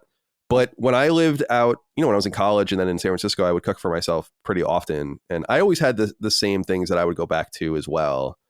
I would make our mom's gravy or her sauce, which is something you just kind of know how to do. And I'd make chicken cutlets and pork chops and sausages and all these different kinds of things. I feel like what I bring to the table is just a natural kind of instinct for, like, I'm not a baker. I don't want to measure things, but if you give me a piece of meat and some vegetables and some spices and you're like, just do something with this, it's like, all right, I can do that. I mean, that's not a big deal at all. Chop And, style. Right. Like I'm not, so I have like a natural inclination towards it, but I am becoming rusty. It's funny because just a few weeks ago, I think I made gravy and gave Micah a day off, although we order in sometimes too. And I was like, I really had to think about it. I was like, wow, I really don't do this anymore. But I'm I like to cook. What I was going to say, and I wrote down here in my notes for you, Dig, is Micah and I are blessed to have very similar tastes. And so she makes a lot of the, like, we probably have a circulation of what I would say probably 10 different things we eat. Okay. So we make good. And it starts like burgers, hot dogs, right? Like easy stuff. Okay. And it's like pork chops, pork tenderloin, maybe like a piece of red meat, burritos or tacos, shepherd's pie, lasagna. Oh, that's a good one. Some meat lovers in the house. Big ziti, like stuff. And then we just and some chicken dishes, like some various chicken dishes, and they just circulate and just come in and out. But have you thought about meal kits? Because I feel like that's a great meal one. kits are pretty cool. I was sponsored once by Blue Apron. I'm not sponsored by them anymore. But I liked it. It puts a little bit of pressure on you because you kind of have to use these ingredients and get to it, but it forces you to eat different things that you would never consider. And that might be, that's true. Yeah, that's true. My kids, we had Blue Apron for a while. We had HelloFresh for a while. This was pre-COVID, maybe we ended it just, 3 or 4 months into COVID. The problem was that with both of them, I felt like the dishes were pretty amenable to different tastes. Like even my picky family could tend to agree on it. I thought it's not really a problem in my house. We're lucky in that way, but I thought the foods were a little rich. Like they were very butter heavy and everything like that, which nobody really minded in my family. But I thought that the flavors, for some reason, and I don't know exactly what this points to, but there was a very like proprietary, almost like flavor to one brand's dishes, regardless of what it was. And it might have been the spice kits. It might have been the specific butter that they sent. I'm not sure what it was, but everything started to taste very Blue Apron or very HelloFresh. And I think people got tired of it. It almost crossed over into tasting after a while, like fast food, where it was like, this doesn't taste home cooked. It tastes like I'm going to, Five Guys, where, one particular restaurant always tastes like that restaurant, which is was kind of an interesting look. I always noticed that they would always, because I used it for a few consecutive months, and they'd always, it's like, I guess they have a ton of shallots right now because we're getting like a shallot with every fucking box. Everything would be really shallot heavy or carrot heavy for a couple of weeks. Exactly. There was definitely that. I did find that it was very reliable as far as getting to the house on time. It was always cold. The ice packs were always intact. Never had anything bad delivered. So I thought which when you think about it, it was like, wow, this must be a pretty hard business model to sustain because you're dealing with perishable stuff, whether it's the produce or the meats or whatever. So that is a good option. I wasn't even thinking about that because it's been a couple of years since we went down that road. But yeah, it's interesting because my family, it is hard because especially my daughter, my 15-year-old, she's so picky. Like she likes what she likes. So there's always that downside where there's like a certain percentage, 65% chance that no matter what I make, she's just going to pick at it because especially on those bolder days where I'm trying to experiment or introduce something new or try something different. So there, we're always kind of up against that dilemma, but that's a shepherd's pie is one thing that's when we go to the pub, especially in Philly that we like to frequent. We never really think of that. It's like, yeah, we should try to make this at home. Like we're pretty good cooks. I learned a lot from watching Food Network in the 90s, late 90s, and through the aughts.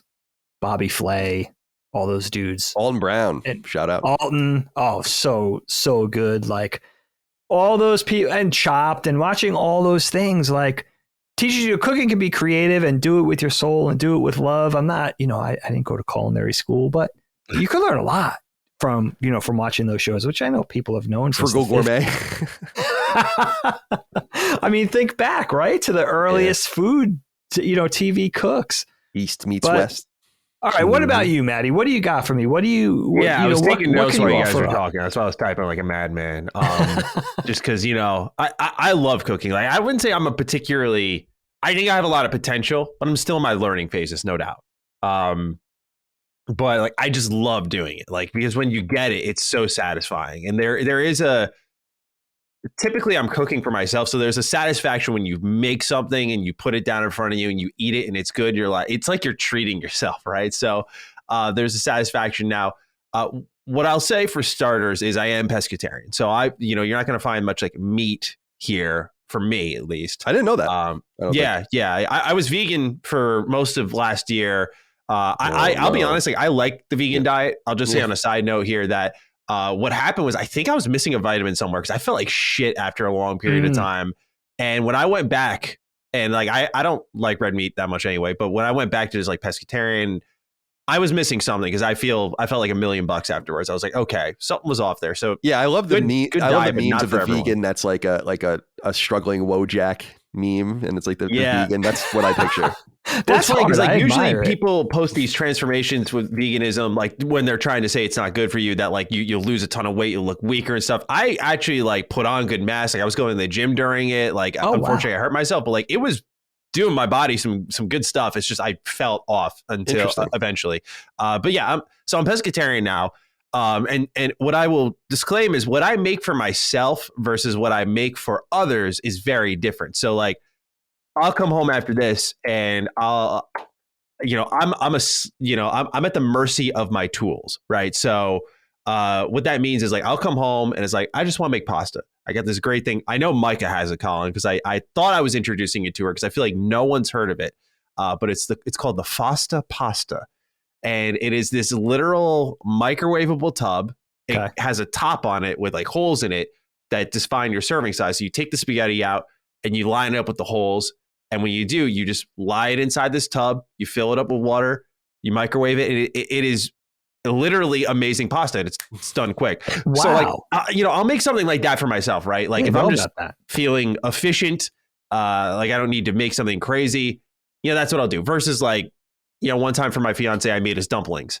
And that's where you're again, at the mercy of your tools. Like now I have a dumpling making kit that makes it a 4-step process. That's very easy. And that's where like what you said resonated with me, Dagan. It is kind of like a labor of love, right? Like you're doing something for someone, you're making it with them in mind. So like typically my experimentations, my new dishes, that type of stuff comes when I'm making it for someone else. Cause like I'll send my friends because when I was vegan, like vegan food looks fucking awful. So like I would just send it to them just to kind of get a reaction out of them because they're like, oh God, man, it looks awful. So what I'll say is like I am a huge fan of stir fry dishes. I've learned over the last couple of years, and I just love that good mixture of flavors. And I feel like everyone wins there because usually you can mix in like some sweet, some spice, like you can just get it all in one bite, and typically everyone at the table is satisfied. So there's two ones I'll pass your way, Dave, that I think you'll like. Okay. The first one, actually, funny enough, speaking of HelloFresh earlier, this one did come through them because I sound like a walking ad this episode. I'm sorry, but like, I was doing a sponsor for them too. They sent me all these ingredients, and one of them was called turkey stir fry tacos. So obviously pescatarian, I'm like, I'm not going to have the turkey. So what I did was I busted out some chickpeas. And what you have to do is it's easy. Like that's the best part is it's so fast and it tastes so good that I almost can't believe it. Now, here's how good it is. I'll give you a little gauge here, Dave. Okay. Right? Okay. Had this 3 times in 4 days. I never do it. Like I made it 3 times. I was like, this is so good. And one of those days I was like, I forced my fiance. I was like, you got to try this. Like it's so good. So yeah, I'm like passing this thing around like it's nobody's business. So I'm happy to bring it to the masses now. So this dish is so easy to put together. You know, it's stir fry, right? So you fire up the pan, right? You put a little oil in there. What I do is... What kind of oil are you using, Maddie? I'm using coconut oil here. Okay. That's my go-to. Yeah, I'm using coconut oil. Vegetable oil is fine, and whatever you want. Okay. I'm using coconut oil, and you got to chop up just 1 green pepper. Right? Obviously, that'll scale depending on how many people you're cooking for. Like in your case, Dave, probably 2, 3. Yeah. Chop them up vertically, toss them in the pan. Let them go for like, minute or two, 2 minutes on medium. Let it, soften up. Once they start to soften up, in my case, that's where I would dump. I did a substitute. I dumped chickpeas in there. In your case, turkey. For my dad, what I did was I peeled apart chicken because he didn't want chickpeas. So I just took chicken. I kind of shredded it with my fingers. You can do whatever you want because the idea is you throw this into the pan with the peppers, and then you put on like a sweet soy sauce. Now you can use whatever kind of condiment you want, but yeah, like what it came with was a sweet soy sauce. What I got from the store, because I had to make this multiple times, was teriyaki sauce. Okay. And so you just kind of marinate it with that. That'll cook for a handful of minutes. In the meantime, you're going to take in a bowl red cabbage and cilantro if you want. And what you'll do is you'll throw that in together. You'll put some rice vinaigrette on top, and then 2 teaspoons of sugar. Mix that together. So that's where the sweet's coming from, right? You got the sweet in the cabbage. You got the sweet in the stir fry. And so you got something going on there. Then the last piece here, and you're just going to end up putting this all together, right? Because it's the taco at the end of the day, is just get a small cup or whatever, and you put a little gochujang sauce, just a little like squirt, for the spice. And then I think the neutralizer is mayo. You throw that in and you just mix that up. Yeah. And so what happens is when you lay down the taco, I use a flour tortilla. You lay that down, and then you've got your base, if you will, which is going to be the meat or the chickpeas, whatever you want, with the peppers. Then you're going to sprinkle the cabbage on top, and then just dribble a little bit of that mayo on top. Serve it. You're good to go. And what's great is it's kind of like self-serve, right, Dave? Like you can just make the stir fry, bring it to the table, right? No need to worry about the presentation. Bring it to the table.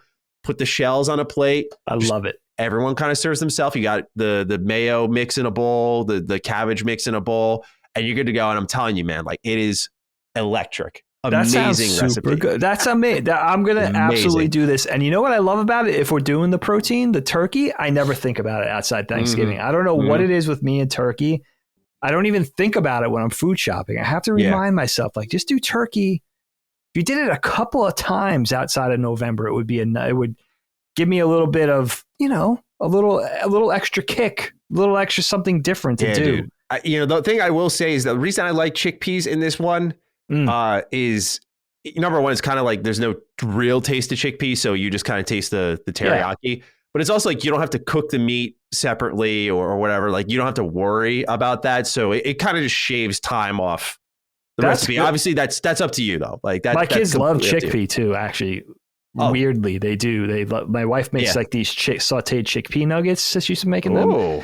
That's really good. She just kind of pan fries them. You know, I don't know. Yeah, that's what I do. You just pan fry these chickpeas. I don't mash them. Okay. Yeah, I don't mash them. I just you could. I'm sure you could get away with that. It might actually. Strong, man. Yeah, it just again, this is like one of those like it's so good and it's timely, so I just do whatever is kind of time convenient. This one though, Dig, you could put that together in 25 minutes, easy, fast one. I love it. Perfect. I'll stop there. I want Kai to go because like I got other recipes, but. That'll be my starter one. This is gonna be very brief. Dang, I love you, but you're gonna die a horrible death messing with me. Family's going to starve. Cog does not cook. I'm terrible. I'm lazy. I'm atrocious. Oh no, I'm bad. Really? I'm kind of surprised to hear that. I am too. Actually, I wouldn't have guessed that. Yeah, I mean, what's funny is when you're asking Colin about like what do you remember? Like my mom is a good cook. Like she's a really good cook. Single parent. My dad was separated, so. What's funny is she would make these really cool home cooked meals, a little bit of West Indian food too. It was really good. You know what I'm saying? Roti, curry chicken, that kind of stuff. That sounds good. And she would make basic meals, like, you know, from, you know, on Sundays and after school. Like she was a decent cook. I think what it is when I was with my dad, when he had visitation rights, he would take me to restaurants. My dad is lazy and this is where I get it from. And I love restaurants. I love going out. And this is terrible. There's something about the New York food scene and trying a new spot. And I'm just like, I'm addicted to it. I hear that. So you have that coupled with my lifestyle, single, travel, always on the run, grinding, business, podcast. Don't got time to cook. No time. Cooking, cleaning. There's no time. I'm paying you. Here's the money. I worked hard for me to come home and you to do it. So dude, this is how I'm operating. I totally get that. Bro, I would save so much money if I actually did this. So do you mind me asking, like, what do you just order like DoorDash every day, or is it like? So this is the routine. So basically, like y'all were talking about the HelloFreshes. My new greatest one is Eat Clean Bro. Oh. So I have this like meal service plan, and then they have the different varieties. You pick like 4 or 5, including some breakfasts for the week, right? And then they kind of ship it to you. Comes iced, packaged, whatever. There's an expiration date or whatever. I'll go through that. And then it's kind of like literally what I was talking about at the start of the show here. Like, after I literally just had this and microwaved it, and that was it. Bro, I lived through that. And then when I want my variety, there's the DoorDash if I'm feeling lazy, the Uber Eats if I'm feeling lazy. Yeah. And then when the weekend comes, I get excited. I'm like, okay, what restaurant? I'm going to treat myself. You're treating yourself all week, bro. Bro, I work hard, man. I got to go out. And then it's something with me. I got to have the nice drink. You know, and I'm not this. I don't drink in the house. I'm not like a big alcoholic in the house. I don't really have liquor in the house like that. Yeah. But like, it's something about either some wine or just a nice cocktail with the meal. Hell yeah, dude. I love Colin. You're speaking my language. I mean, and Dagan knows because that was like when I lived in California. That was my one vice, other than being a complete pothead. But but that's not really a vice. That's just my life. Like I was the same way when I started making more money when I wasn't like so beleaguered at IGN. I would go out several times a week in San Francisco.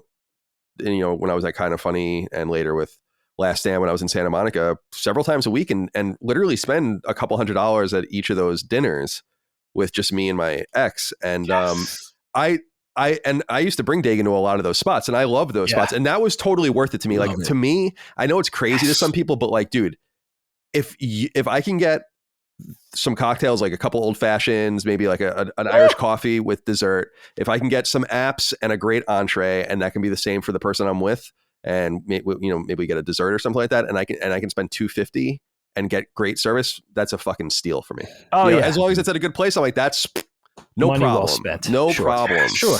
But and so I used to do that a lot. The reason that I don't do that now is because I live in the middle of Virginia. It's not that there's bad food here. There's actually really good food here, but there are only a few of those kinds of spots around me, and I can't be going to the Boathouse every fucking day. I can't be going to to Taza Kitchen. Dagan, the place we went to when you were here for Thanksgiving, Taza. That was really good. Awesome. That's another spot. Very good place. It's just that, like you're saying, being in Jersey City, being in New York, and then traveling and all those places, that's a different scene than where I live. And so the scene where I live in kind of middle America. The scene is Applebee's, Chili's, Five Guys, and then which is totally fine. Texas Roadhouse, Red Lobster, suburban flavor, whatever. I mean, but that's not. Yeah. So, and I'm blessed to be with a woman who likes to cook and is good to cook, or is good at cooking, and supermarket shops, and that we share similar tastes, and we can both kind of, dude, I'm a fucking little baby. I put ketchup on so many things still. I make all my meats into sandwiches. I do like the mayo, cheese, doing all the same. I'm not that sophisticated, but I will say this, Maddie, before we kick it over to you for your next recipe, is I do think that, and I want to say this is from my opinion. If you want to know, in a previous relationship, I was with someone I've been with some people who could cook, but one person I was with didn't know how to cook. And that was really jarring, not because I wanted her to cook, but because I was like, I remember giving her an onion and it's like, I don't know what to do with this. And that's a deal breaker, man. It's not an insult. It's like, she had grown up being, dad's a great cook, and you just didn't have to do it. After a while, you just don't know how to do it. So in my opinion, like, that was jarring to me, not because I was judging her, but because I was like, I can't believe that you don't know how to cook an egg, or like how to do this, or how to really do those things properly. And so what I was thinking is, and for people out there listening, I think you just need to know a few things, and then you can basically go about your business. You need to know how to cook an egg. And you need to know how to make a hard-boiled egg. You need to know how to make a scrambled egg. You need to know how to make a sunny side up or an over easy egg, and all of those kinds of things. It's easy, and you should know how to do it. To start, right? I always fuck with my eggs. Like, I'm not bad at making them, but like, it's just sometimes like I just go, I get too distracted by like getting something else, and I'm just like, like now the yolk is solidified too much. Like, now I got to make this type of egg. Like, it's always, I go in with a plan and it never goes exactly how I want it to. Yeah. The golden rule with cooking, I feel, and again, I'm no expert, but one thing that I've learned that does make sense, that I think it speak to a lot of people, is cook low and slow. You could always cook it more, but you can't uncook it once it's overcooked. Yep. Right. What? So and my wife kind of is that too. And I think because she gets impetuous, she gets impatient with cooking. She likes to cook, but there's an impatience there. You have to like really be immersed in the experience of cooking. I feel like, and I'm not always. And I feel like those dishes just come out half as good when I'm grumpy, when I'm grudgingly cooking. I'm sure got to shuffle off the kids to sports or dance or something, and I got to get the food on the table. So there's that. Now, Cog, before we kick it over to Maddie, just give me one area and listen, I love restaurants too. It definitely speaks to me. Cocktails, restaurants, and my wife does too. And we've been going out to eat way too much. But give me one sort of style of cuisine that you enjoy, because I'll try to cook it at home. It's a good one.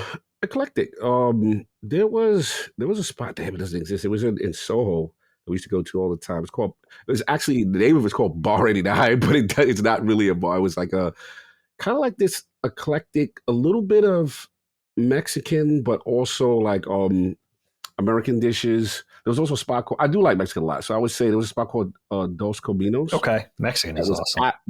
Absolutely amazing. Oh yeah, you would have loved L.A., San Francisco. Oh yeah, because you got that's the premium.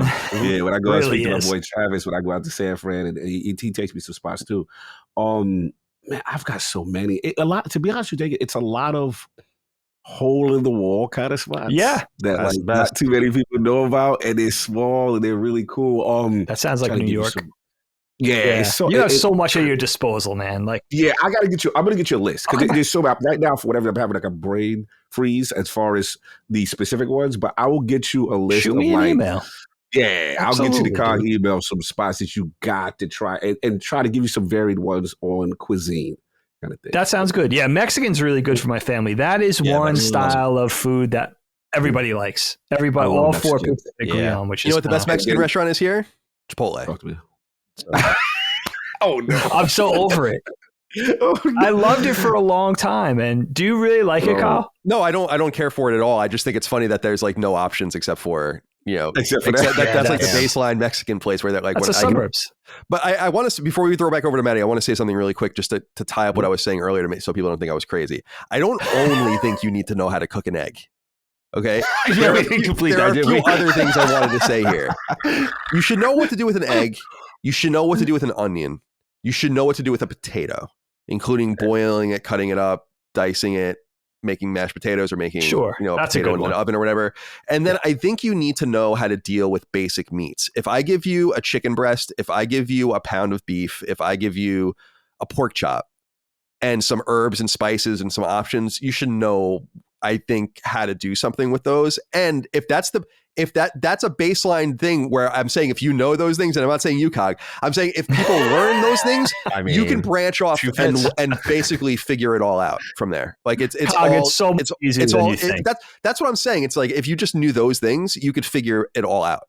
And I'm nice with a Frank. Yeah, that's all. That's fair.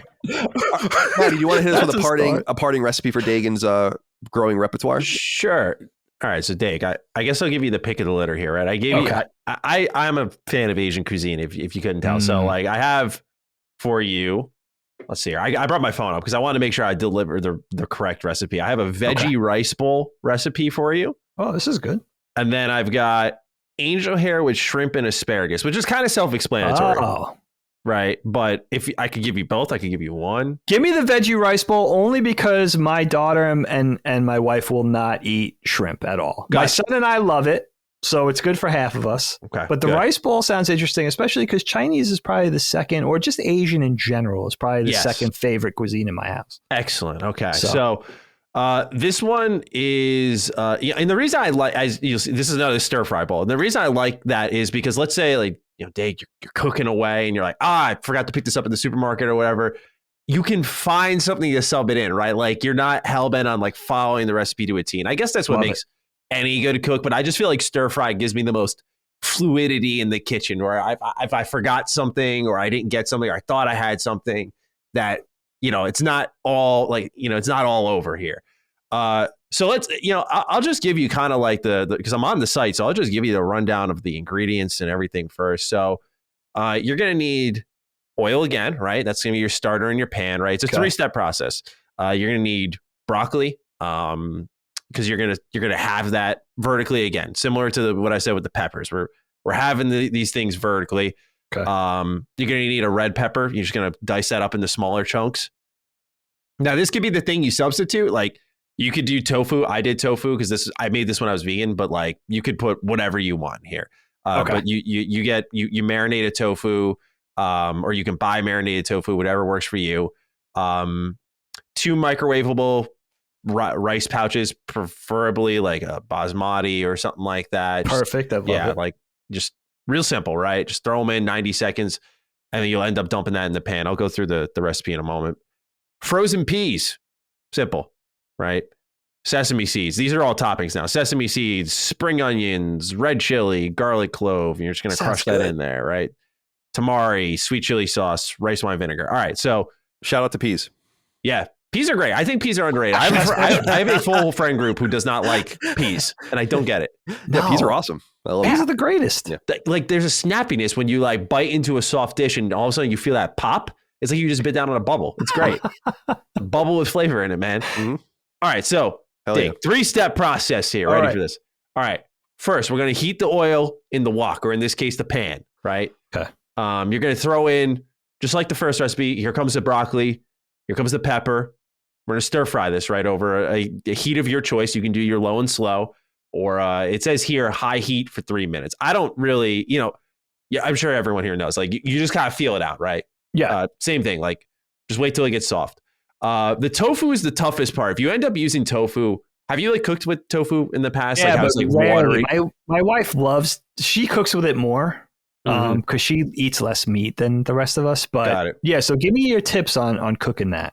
Yeah, like that's a tough one. I still kind of struggle with it. What I've seen that works is, I looked it up online, is you put it on, you take the whole block out, right? And then you put it on like paper towel. And then you just put a plate or 2 on top. Okay. And it's like pressing down on it enough to kind of squish the water out. Okay. without like separating a ton. Then you're just going to dice that up. Okay. And you're going to throw this all in the pan, right? So the broccoli, pepper, throw that in for a couple of minutes, and the tofu comes in after for a couple of minutes. It says cook till crisp. I never had success with that. It always came out soft. I tried even like, I got creative with it. I broke out the air fryer. I put it in some like, I love that cornstarch. I was like, maybe this will crisp it up. Didn't work. So if you find success on how to crisp tofu, you let me know. Okay. I may not have fully, got the water out of it, but air fryer is a great idea for that. Yeah, I tried. I mean, I can't take credit. That was Mother's idea, but that's Mother Dearest's idea. Unfortunately, I'm not that much of a wizard yet, but that was her idea. I tried. I was like, shit, didn't work. Just added time to the clock. But those are all in the pan now, right? After that, your rice is in the microwave, 90-second thing, right? It's just doing its thing. And you're going to throw that into the stir fry next, right? You're just going to dump the rice packages in for, it says 4 minutes here. And you're just going to keep moving things around, breaking it up, and then eventually stirring the peas. That they say do that for another 2 to 3 minutes. Meanwhile, off to the side, right? The great thing about all these stir fry dishes is you got everything in one pan, and off to the side is the sauce that's just gonna coat the whole dish. So it says, because I don't remember this, so I'm gonna read it specifically. Okay. It says, meanwhile, make the sauce. Mix the chili, garlic, ginger, tamari, sweet chili sauce, and vinegar in a bowl. Pour it over the rice mixture and toss until coated and warm through. To serve, spoon into bowls and scatter over the sesame seeds and spring onions. Now, Dave, I got a link here for you that I can email to you, so you just have this for reference. So you have like the proper measurements and stuff, because you don't really need the measurements for like the first one I told you, but this one is like 1 tablespoon of vegetable oil, 1 tablespoon of sesame seeds, so on and so forth. So just so you have what you need and you can scale up or down. I will get you the goods, but that would be another one that I made plenty of times, because you can kind of see right here is my lunchbox. And typically what I do is I'll like meal prep over the weekends. Oh, that's I'll put huge. it in like glass dishes to bring here, because I'm always here at the office. And so I would ebb into what I guess I'll call now the cognito lifestyle a bit and start eating out a little more often than I should. So I try to at least have a couple of, if you will, home cooked meals that can just be microwaved easy. This is one of those. So like if you make I don't know if you're like, I imagine you do this, right, Dagan? Like because you have kids, like maybe make a lot of extra food so that you can microwave it later. This is perfect for that, right? Like the lunch the next day, Helene takes it to school, whatever. Yeah, exactly. Like that's kind of perfect for this, right? So those would be the two that came to mind for me right away for you. I love this topic. Cool. I love cooking, man. It's fun. Oh, dude, that's awesome. Yeah. I'm learning so much today. I thought I was about to get schooled here. I'm the only one pulling up with recipes. I'm being educated. That's so good. Well, these are both going to go over good with my family.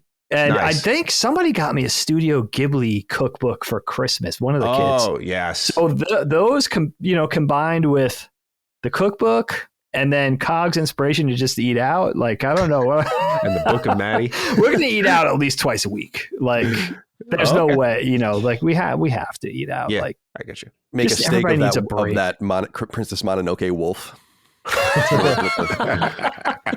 That cookbook is scaring me a little bit. You think it would be like elementary dishes, but they look pretty complex. Mm-hmm. But I'm interested in trying to challenge myself. We'll see how it comes out. I don't know. Yeah, well, this was a good topic.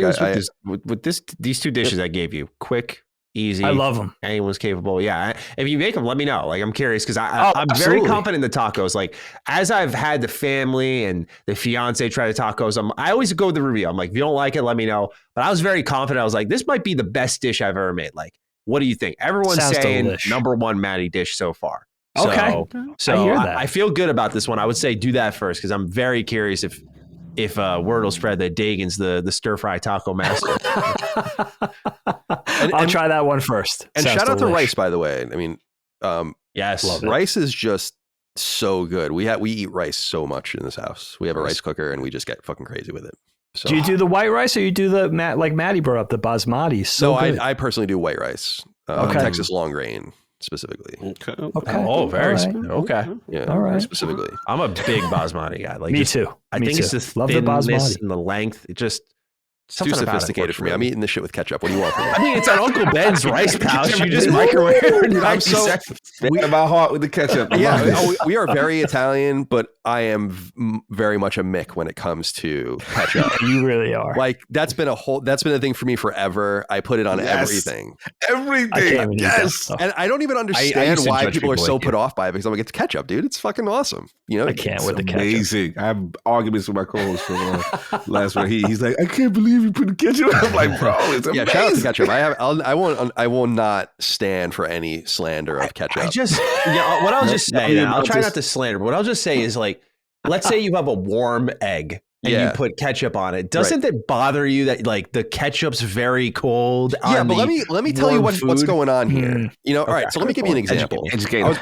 I was bringing up rice before. One of the greatest things to eat rice with is eggs, and so I'll make a dish where I'll make like a cup of rice, and then I'll just I'll crack 4 eggs, scramble them, put it in the pan, sprinkle some cheddar cheese onto it and a little bit of pepper, and then, you know, let it go really low heat so that it cooks really slowly, that the eggs are soaking wet. You put when the eggs are done, this is the way our dad cooks it. Then you put it on the plate, maybe you have a little bacon, maybe you have a little toast, and then you have a scoop of rice and with the eggs on there, and then you just put like a line of ketchup. Just like a line of it, you know, like, and maybe it's like a couple inches high and maybe an inch wide, and you just get a hint of it. Like you'll put a little bit on your fork and then get a little bit of the rice, get a little bit of the eggs and put it in, and it gives a little bit of sweetness, and it's still hot because it's not overcome by the coldness or even the room temperatureness of the ketchup. I mean, I'm not trying to sit here and act like ketchup's a sophisticated thing. I had a pork chop last night, and I ate it with a ketchup. No. So gross. That's a felon, man.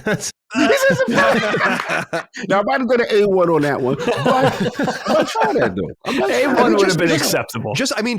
Like you're cutting it up. It's savory. It's got all the spices on it. But you cut up and you just dip a little bit in ketchup and you eat it. I'm gonna try it. No, you're not. No, you're not. Fairness. That's not allowed. I won't. Now, what's so funny is that when I go to these restaurants where I spend all this money, I don't do any of that kind of shit. But when I eat from home, I'm like, oh, I'm going fucking balls to the wall American with it. Okay, so you carry the same energy I do. Like when I make food for myself, it's very different from like when, in your case, like going to a restaurant, or in my case, like serving someone else. Like it's almost like I wouldn't serve them the shit I'm eating, kind of. Yeah, no, that's totally, I think, exactly right. It's just this weird. Right. It's what Cog was saying about cocktails. Like I don't drink so much at home anymore. There was a time when I definitely did, but I haven't in my 30s at all. But when I go out, I got to have the cocktail. You know, you got to have it. Yeah, absolutely. Like my dinner's not. So it's just I act a little differently depending on the venue. Let's say. You acknowledge your faux pas. That's good. Oh my god, dude, I'm full of food faux pas. You guys wouldn't even know where to begin if I told you the shit I was doing with food over here.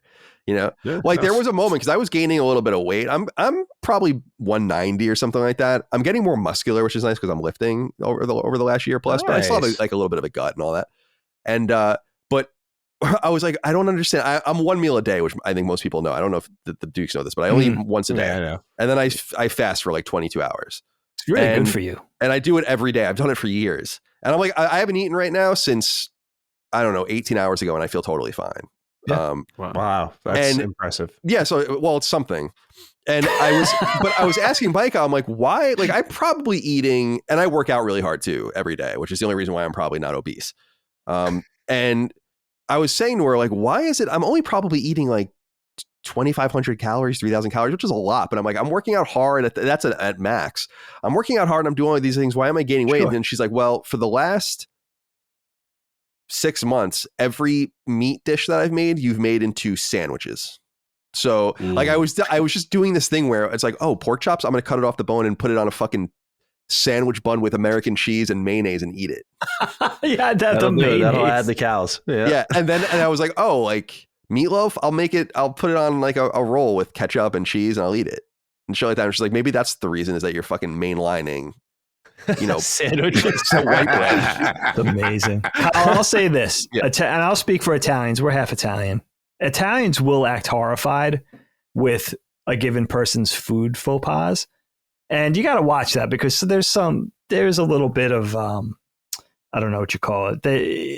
There could be a little bit of a trickery with that. Like, don't always they're doing stuff behind the scenes too. You know, Sure. Don't be a hypocrite, Italians.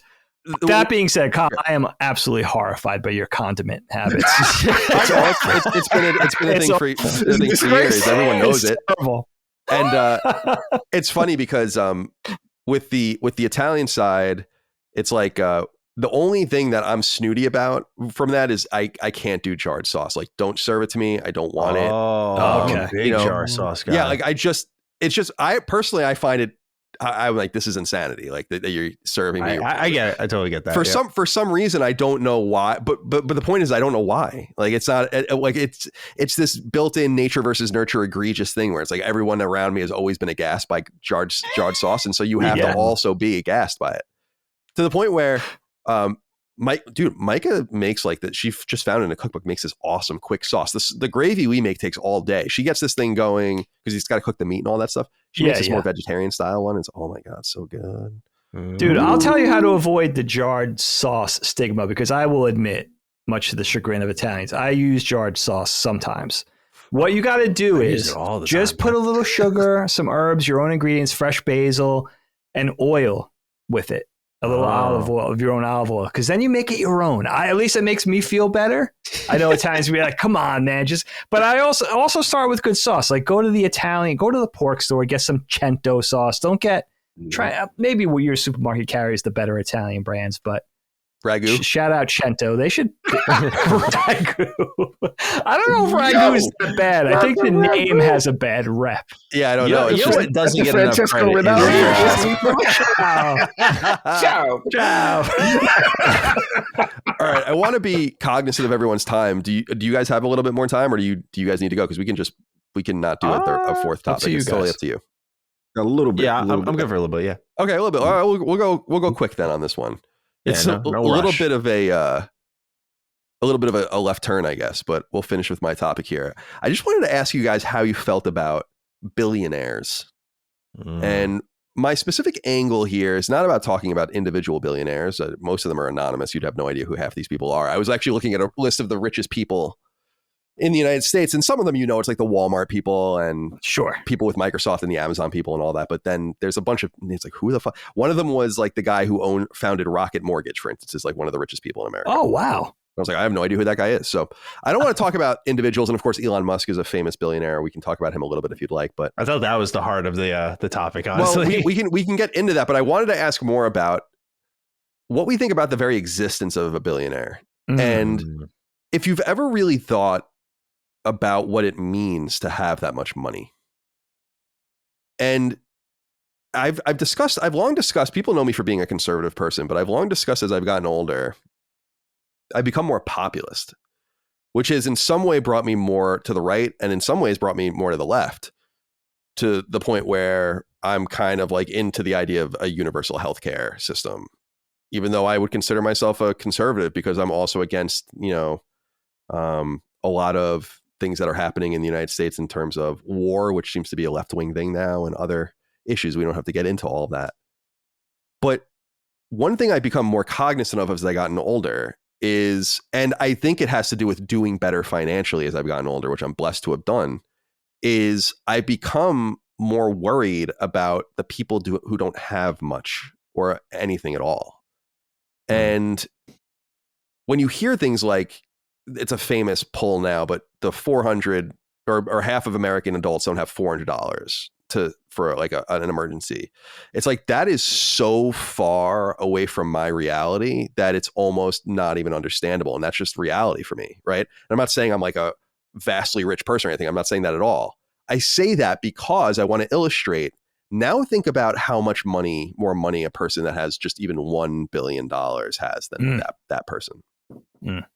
That person has so much money that it's even more disproportionate than me to the person with $400 in their bank account. That's an extreme discrepancy. And I am concerned about it. I'm not one of these people that says that billionaires shouldn't exist. I think billionaires naturally come to exist. And they have since the robber baron era. It's not new. But I wonder where your guys' head is in terms of the consolidation of wealth, and what I feel like is a lessening of the working class experience in the United States specifically. I'm talking about the US. I can't talk about the rest of the world really with any authority, but it seems like the people that have nothing have less than nothing now. It seems like the people that had a little bit have nothing. The people that had something have a little bit, and so on and so forth. But the one thing that remains constant is that the people at the very top have more and more and more and more. And it's just true. And I find it insane that there are people with this much money. And I understand it's net worth and it's a lot of it's wrapped up into companies and it's not liquid cash. I get it. I totally get it. But that there's this much value in the world out there. And if you're in Jackson, Mississippi, you can't drink clean water. Mm-hmm. That would take a fraction of one of those guys' net worth to fix. Yeah, and, I mean, I'm sorry. So yeah, please take it from here. No, I agree. I mean, it's a pretty common argument, but you look at like I think of the homeless issue that was happening, particularly in like California, New York City's got pretty bad as of late, over really since the pandemic. You see those stats of like I forgot the exact number, but like Elon Musk took X percentage of his wealth out and invested, the homeless epidemic would be over.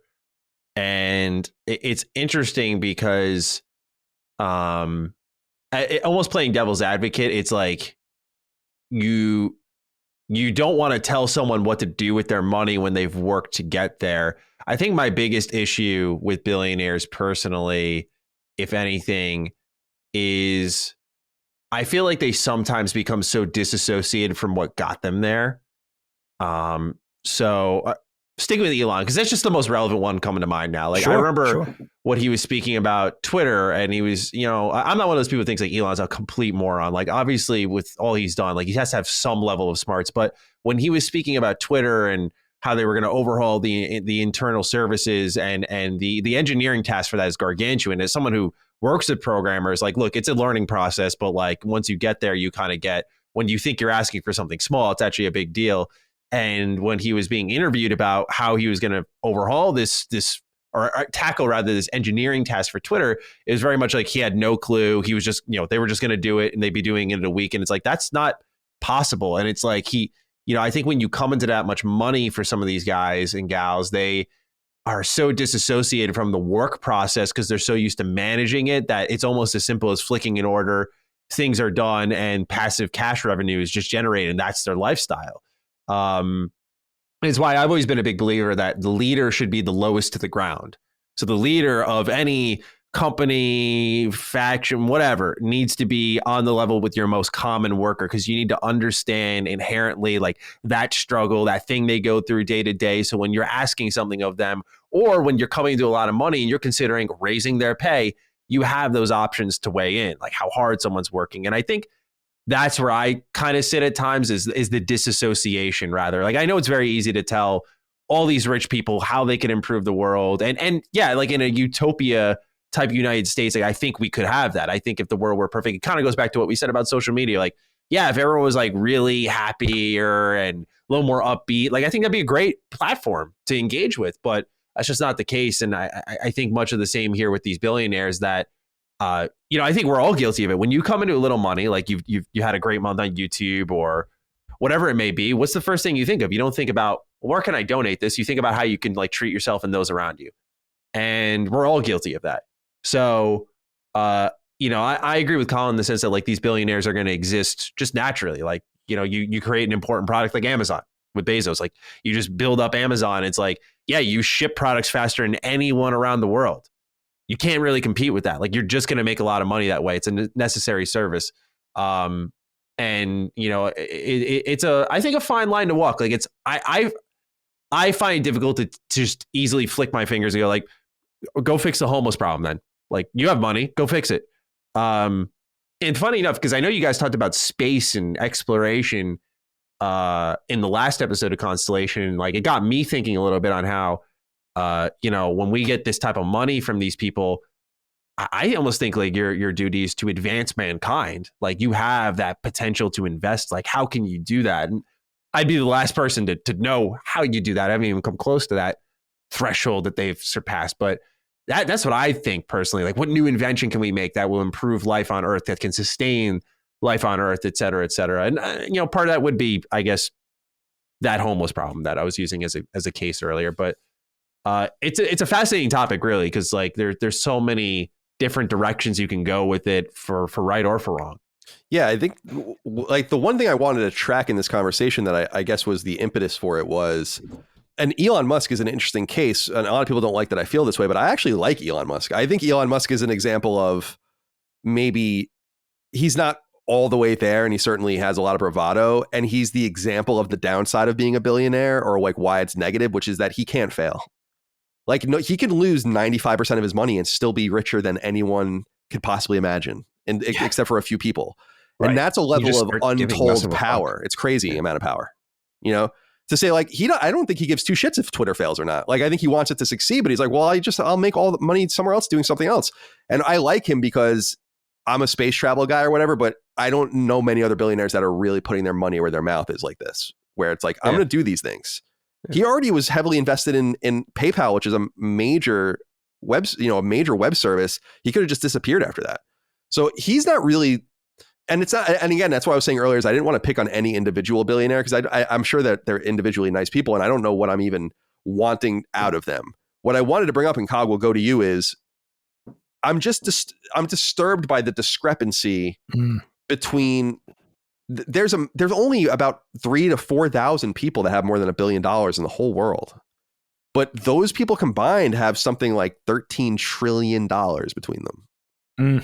I mean, that's a lot of money. You can buy and do whatever you want at that level. And it's something that's concerning to me because, as I said earlier, you could fail over and over again and still be totally fine. It lets you do things that are unthinkable. And I'm not saying in a bad, murderous, genocidal way. I'm just saying things that just bad investment. But you still have billions and billions and billions and billions of dollars. And meanwhile, there are so many people that have nothing. And I've just been more cognizant of it than ever. And I guess what I want to ask you, Cog, is do you think it's sustainable? Because I'm kind of surprised. And I guess this is the opiate of the masses kind of shit in some way, but it is kind of surprising that people haven't gone crazy over this stuff already in the United States. This is, of course, where Marx thought it was going to happen, if you read him. And I just find the discrepancy untenable. It seems French Revolutionish to me. What do you think? Yeah, no, I mean it's a good discussion point. I think where me and you share is the vast that vast divide, right? That huge discrepancy between the haves and the have-nots, so to speak. And from a billionaire standpoint, the only thing I guess for me, how I relate it now is that, or when I personalize it, originally from the South Bronx, live in Jersey City now. And to personalize it, I had like I had like a mini health scare, right? Recently. So I remember if you go to okay, let me go to the local area emergency room or hospital or whatever. And you see the level of service for these neighborhoods. It is really I'm in a better position in my life, but it's really bad.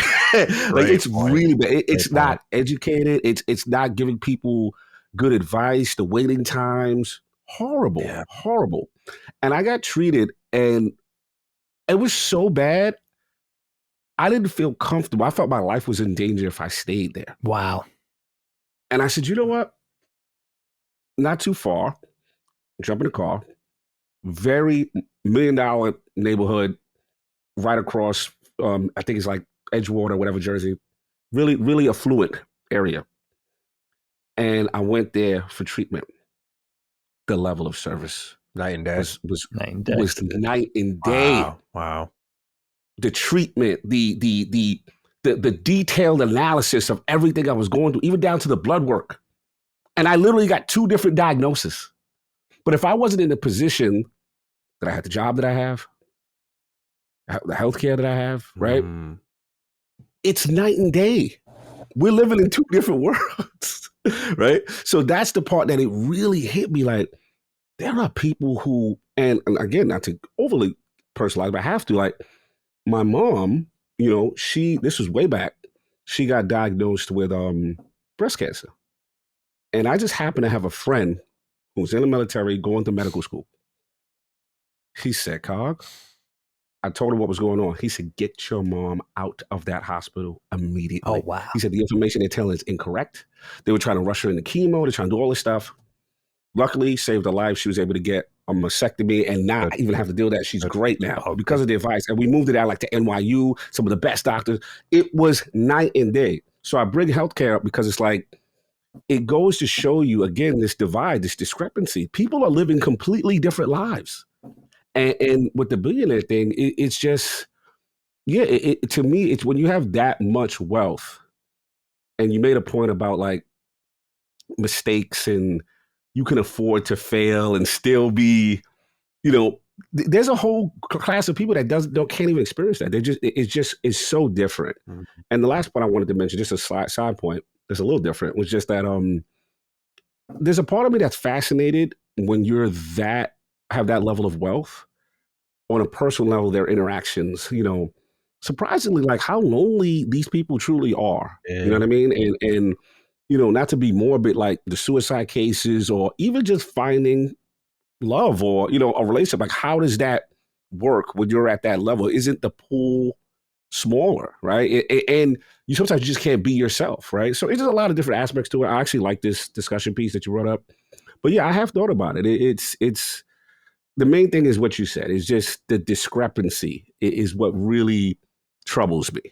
Because, there's a lot of people who really need help. And if the wealth, like Maddie was saying, was actually, spread out in a proper way to actually help people of need, that would put me at ease. You guys think there should be like a cap for how much money a human can make? I've thought about this. I buy into it. I've thought about this so much, even having like an incredibly progressive tax system where you just start getting taxed into oblivion when you start making a lot of money. But my whole thing is it would become not worth it for anyone to make above a certain amount of money, and that might actually stymie a business that could become progressively more important and more important. Which is why, because that's my whole thing is, and that's why I wanted to bring it up. There's so many different ways you can talk about it. I think billionaires, again, just naturally exist. I don't think there's anything necessarily malign about that. It's just the amount of power that those people have is concerning to me. And Dig, we'll throw it over to you. And Cog, you were bringing this up. This goes to what I was thinking was, I want to become successful enough to have generational wealth. I think a lot of people want that. To me, I consider that something along the lines of $10 million. Right. To have like that amount of control, like where it can go down from you to your kids and your kids to your grandkids and at least go on from there. Right. As long as you handle the money and live responsibly and all of that and still have jobs and work and all of that, but you're doing well. When you start getting to like tens of millions of dollars, $50 million, $100 million, you are very, very wealthy in both the United States and the rest of the world. Now multiply that by 5 and you have $500 million. And that's an ungodly amount of money. And then you multiply that by 2 and then you're at $1 billion. Yeah. And that's just the beginning of how much money these people have. And the only thing I think of, and it goes to what you were saying, Maddie, is I guess, and Dave, we'll kick it over to you, is I guess I can't understand, and maybe this is just I'm not as much of a grinder, though I am an entrepreneur. I can't imagine having access to billions of dollars in assets and then not being like, I'm going to take some of it, 10% of it, and I'm going to put it over here for my people and me. And I'm going to go and take the rest of this money right now, and I'm going to do something fucking crazy with it. And you think about something like the Bronx, or you think about Baltimore. Could you imagine a benefactor just being like, we're going to fix this whole place. And by the way, right, I have enough money to actually do it. We're going to go to Detroit and we're going to knock down these tens of thousands of empty houses and get rid of all of that shit. We're going to build new facilities. We're going to build new schools. We're going to pave the roads. We're going to do all this shit. We're going to ask you for nothing. And I'm going to still have hundreds of millions of dollars. I mean, that would be my mentality. And I guess that's what I just don't understand is how you can even accumulate that much wealth without wanting to do something kind with it. And I know that's the intention, and that was the whole FTX thing where that guy was planning on helping people give their money away. Worked out great, but I'm wondering, Dave, what you make of this situation if I'm onto something here. Yeah, I mean, this is an awesome topic. Lots of food for thought. I mean, I found it fun going in. I knew very little about this, even the names and stuff. So it was kind of cool just to go in and research who the billionaires are, what, their countries of origin, what companies and corporations they're connected to that generated these fortunes. That was all fun. But it really came down to one core concept for me. And it's that old hat saying of, what would I even do with all that money? And I think I could understand, look, like you were just saying this, Colin, I'll build off of it. I could understand being, having $1 million, having $5 million. I could think about what to do with that kind of money. I'd have a couple of homes, set up my kids so that they don't have to worry about college, have a wonderful life, maybe generate my own business and stop working for the man, like all the things you would do if you won the lottery, right? I could wrap my head around having that much money. But there really is, like, when it comes to $1 billion or more dollars, it's like, yeah, that's a very real, authentic question and notion when it comes to $1 billion. I read this statistic, and I didn't fact check this, but I guess it sounds right, that in order to become a billionaire, one way you could do that is you could make $1 million every single day for 3 years. That's how much money. That's how much money $1 billion is. Oh. So if you kind of try to wrap your head around it in that respect, it's an untenable, unfathomable amount of money. So that's the core idea that I keep coming back to. And yeah, that tremendous gap and that disparity between the uber rich and the completely impoverished is insane. And I also was listening, and I was just educating myself on this over the last couple of days, so I'm far from an expert, but they were saying that millionaires really kind of hurt the world, billionaires rather, really hurt the world economy because they basically amass these fortunes and don't put anything back into the marketplace. Whereas if the wealth was spread out, the wealth comes back, people spend. Average people, or even the upper middle class, they spend their money. But the uber rich just amass the money. And it's so interesting to me, and it might be partially because I'm not a math guy at all, but I read some things with Jeff Bezos and those two cats that founded Google, Larry Page and Sergey Brin. Apparently, these guys have made oaths, like these solemn oaths that they will basically put 99% of their wealth and dedicate those things to philanthropic causes. So in other words, they'll only really kind of spend or amass or keep 1% of their wealth over their lifetime, that they will be charitable with 99% of their money, which is interesting. And I don't know exactly how that works. There's an organization, I think, that does that, where there's like 100 people pledged to do it or whatever. Manages, which is cool. It's crazy. Yeah, it's cool. I'm sorry, go ahead, please. No, then the other things I was looking at was like, I was thinking about it from my very limited perspective and thinking like, what about entertainment? I think about actors, I think about directors, like the people I'm drawn to following.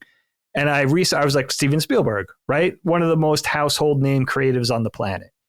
He's worth about 2.4 billion. He's very low down on the billionaire scale, but beneath these people that you have no idea who they are. You know their companies, you know what entities they're affiliated with, but you don't know who they are.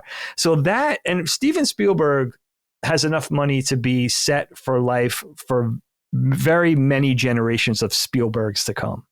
And he's very low down on the billionaire list. So that's that emphasis on just trying to figure out, like trying to wrap my small brain around the fact of like that Scrooge McDuck vault of just gold coin. Like I can't even imagine having $1 million. So $1 billion is just, it's insane. I think there is a lot at stake here when it comes to the conversation though, with capitalism, with the free market, what these people should or should not be allowed to do with their money. How much, again, money is power, right? Colin was saying like the sheer power that an Elon Musk has. I find him refreshing. I don't know how much I really agree or disagree with him. I as far as like, but what I find refreshing about Elon Musk specifically is his eccentricity and his creativity. You don't see very millionaires that have a true go fuck yourself attitude like that. And I know he has the power to be that way, but it's amazing that there's not more of that in this list of people that I'm looking at. I'm looking at the top 15 that I wrote down, but which Mark Zuckerberg rounds out the top 15 at 15, according to Forbes. He's the worst. Not for any of this reason, just generally he's the worst. But I'm sorry, Cock. But for me, that's right. Yeah. But for me, I just, that's why I wanted to bring up Elon. Well, I'm glad you brought up Elon, because it's like, he isn't my concern. I look, because it's to what you said, Maddie. I feel like Tesla and SpaceX are two things where it's like, well, that's good shit. That's cool.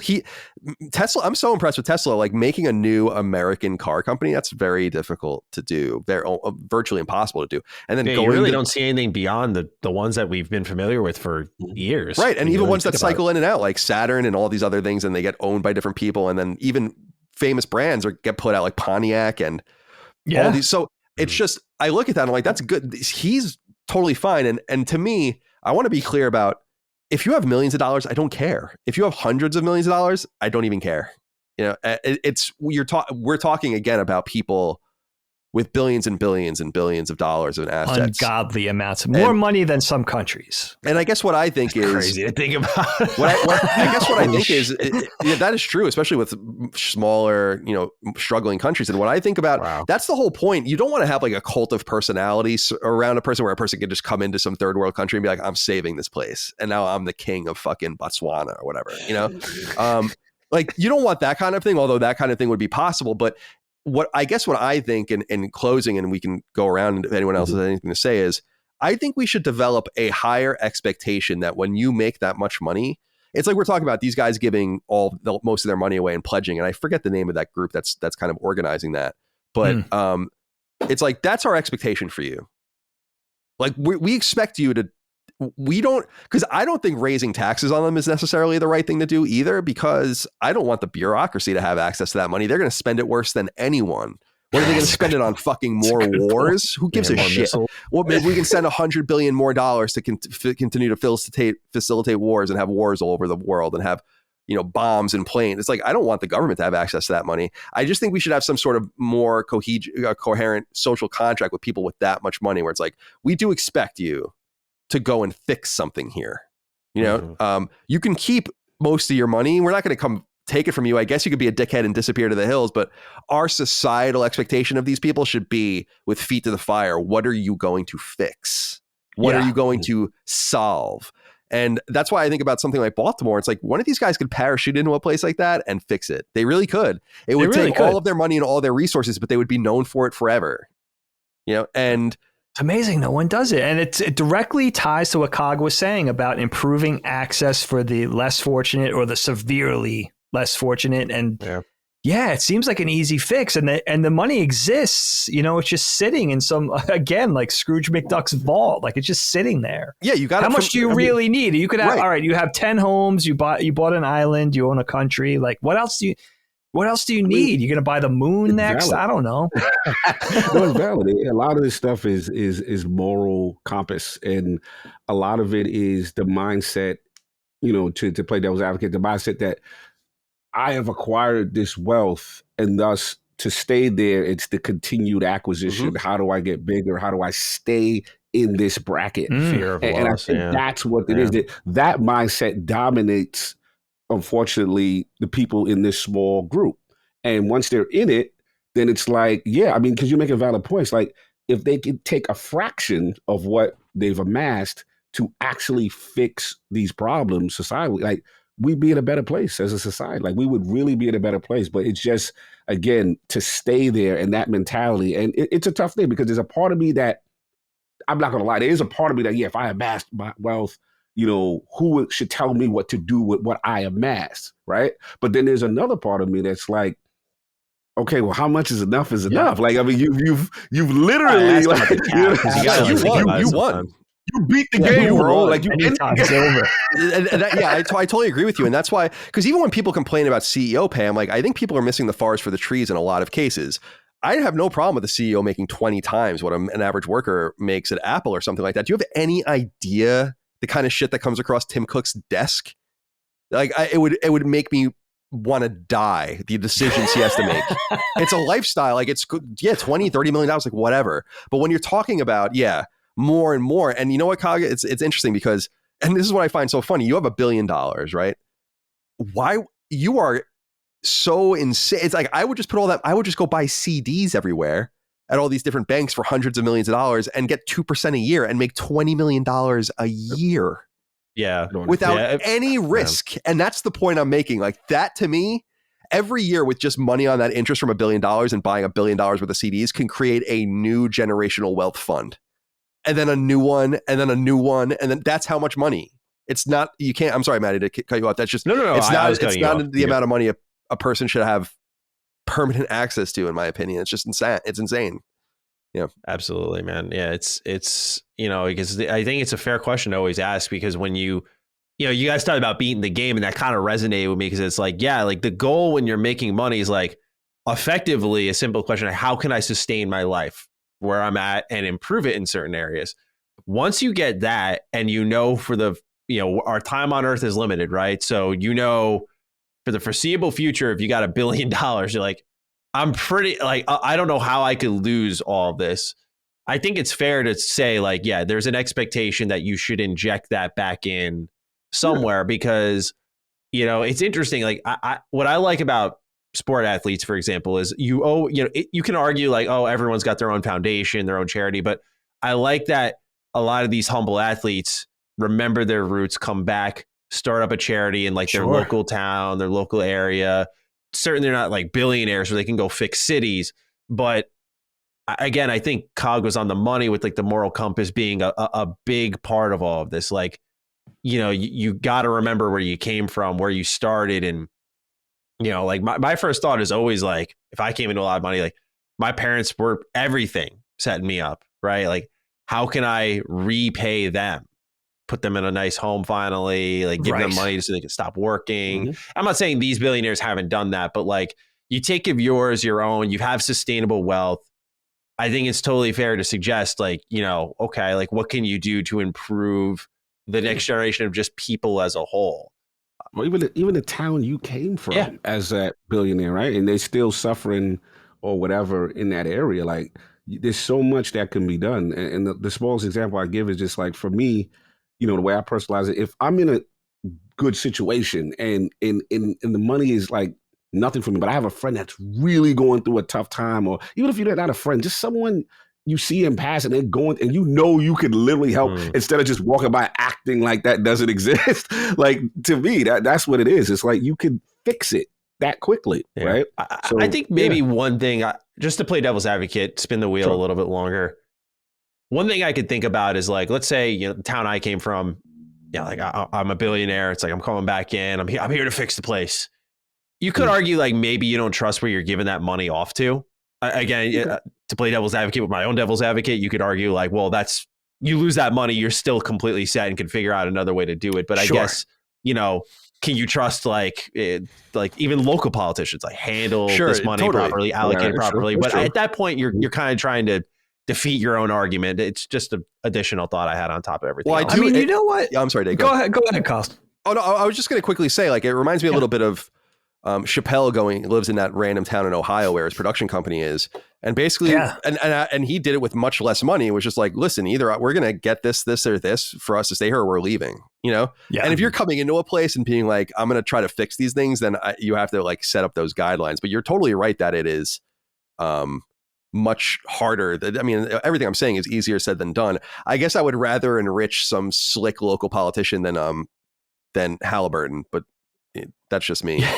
Dave, what were you going to say? I don't really. Again, I'm not very well researched about these hundreds of billionaires, but one thing that strikes me is that these are largely very dynamic people. I mean, besides the ones that sort of got a huge inheritance and didn't do much, these are people that worked and toiled and were creative and industrious. And, it's amazing that it seems like a lot of these people don't even think about legacy. Like, wouldn't you want your legacy to rebuild, a city, say, or, provide hospitals, like something really dynamic, something that would cost, fortunes that most of us can't even possibly imagine. But it is strange that not one of them apparently like want a legacy to that degree, because these are people that seem like they're all about legacies, especially the people with generational fortune, right? You think that would play a big part in just thinking that way, but even, I don't know. It's so weird. It's so weird to even relate to somebody with that much money. I mean, what happens to a person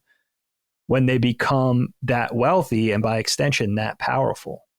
You know, you're immune to reality at that level. I hope the people in this, you know, on this podcast will, you know, see that firsthand someday, but we probably won't. So how can we even relate? It's a difficult conversation for us to have. It would almost be more appropriate for a panel of billionaires to be having this discussion. Totally. It's funny because it's like, yeah, go get your millions and your hundred and your tens of millions and your hundreds of millions. But let's talk when you reach the billions level. And God, I don't know. I think about myself with that much money. It would take, I mean, for me to find, I don't think I would ever find true happiness because that's just Colin Moriarty. But for me to find true contentness in my life would, I don't know. I would need probably a huge compound somewhere, like a huge piece of land. I would want a bunch of buildings on it. I'd probably want a plane of some sort, you know, at a local airport, and maybe like a couple of vacation houses, hundreds of millions of dollars in assets in the bank. Everything's paid for, obviously, no debt, none of that. It's like, what about a wild animal, like a jungle cat? Would you like a lion? Yeah, something like, but I guess what I'm saying is I couldn't even imagine what I would do with $1 billion. I don't think there's anything I even want. I mean, I would love to own an NFL team or an NHL team. You would need, you can join a consortium and do that, I guess. But anyway, interesting topic I wanted to end with today. I appreciate you guys. I know this episode went a little long, so thank you guys for your time today. Dukes, appreciate you. We'll see you. We're going to try to see you every month here on the show. So we'll have you back in the coming weeks as we go weekly. Go check them out on Defining Duke, our Xbox podcast, if you haven't already. And of course, we'll see them on Sacred Symbols Cross Defining Duke as well. Dagan? It was an honor and a pleasure. Thank you so much, Maddie and Cog. Maddie and I were saying early in the conversation before we started rolling, I haven't seen you guys in about 1.5 years since the Pittsburgh/Butler, Pennsylvania live event. And we've never done a pod together. This was awesome. It's an honor and a pleasure, my friends. Yeah, we'll do many more. And we'll see you in Texas, of course, too. So we'll all be together again soon. Yes. All right. My friends, we appreciate you. We love you. Thank you for your support of all things Last Stand Media, Constellation, Sacred Symbols, Defining Duke, Knockback. Support us on Patreon, patreon.com/laststandmedia to get all of those early and ad-free. Submit questions to the various shows that accept them, like Sacred Symbols at Defining Duke, and much more. Sacred Symbols Plus and Defining Duke Ultimate as well. And Discord if you want to see some of the most offensive memes you can possibly imagine. Until next time, we'll see you then. Goodbye. Constellation is a product of Last Stand Media and Collins Last Stand LLC and is proudly recorded in the USA. The show was conceived by and is directed and hosted by me, Colin Moriarty. My co-host is my brother, Dagan Moriarty. The show is produced by Last Stand's executive producer, Dustin Furman, and is edited by associate producer, Ben Smith. All Last Stand theme music is by Ramon Narvaez, and all of our graphics and logos are by Dagan Moriarty. As you know, all of Last Stand Media's podcasts, including Constellation, are fan-funded on Patreon at patreon.com/laststandmedia. The following names are at the producer level on Patreon, our highest support tier, and we're infinitely grateful for your thoughtful and kind contributions to our independent endeavor.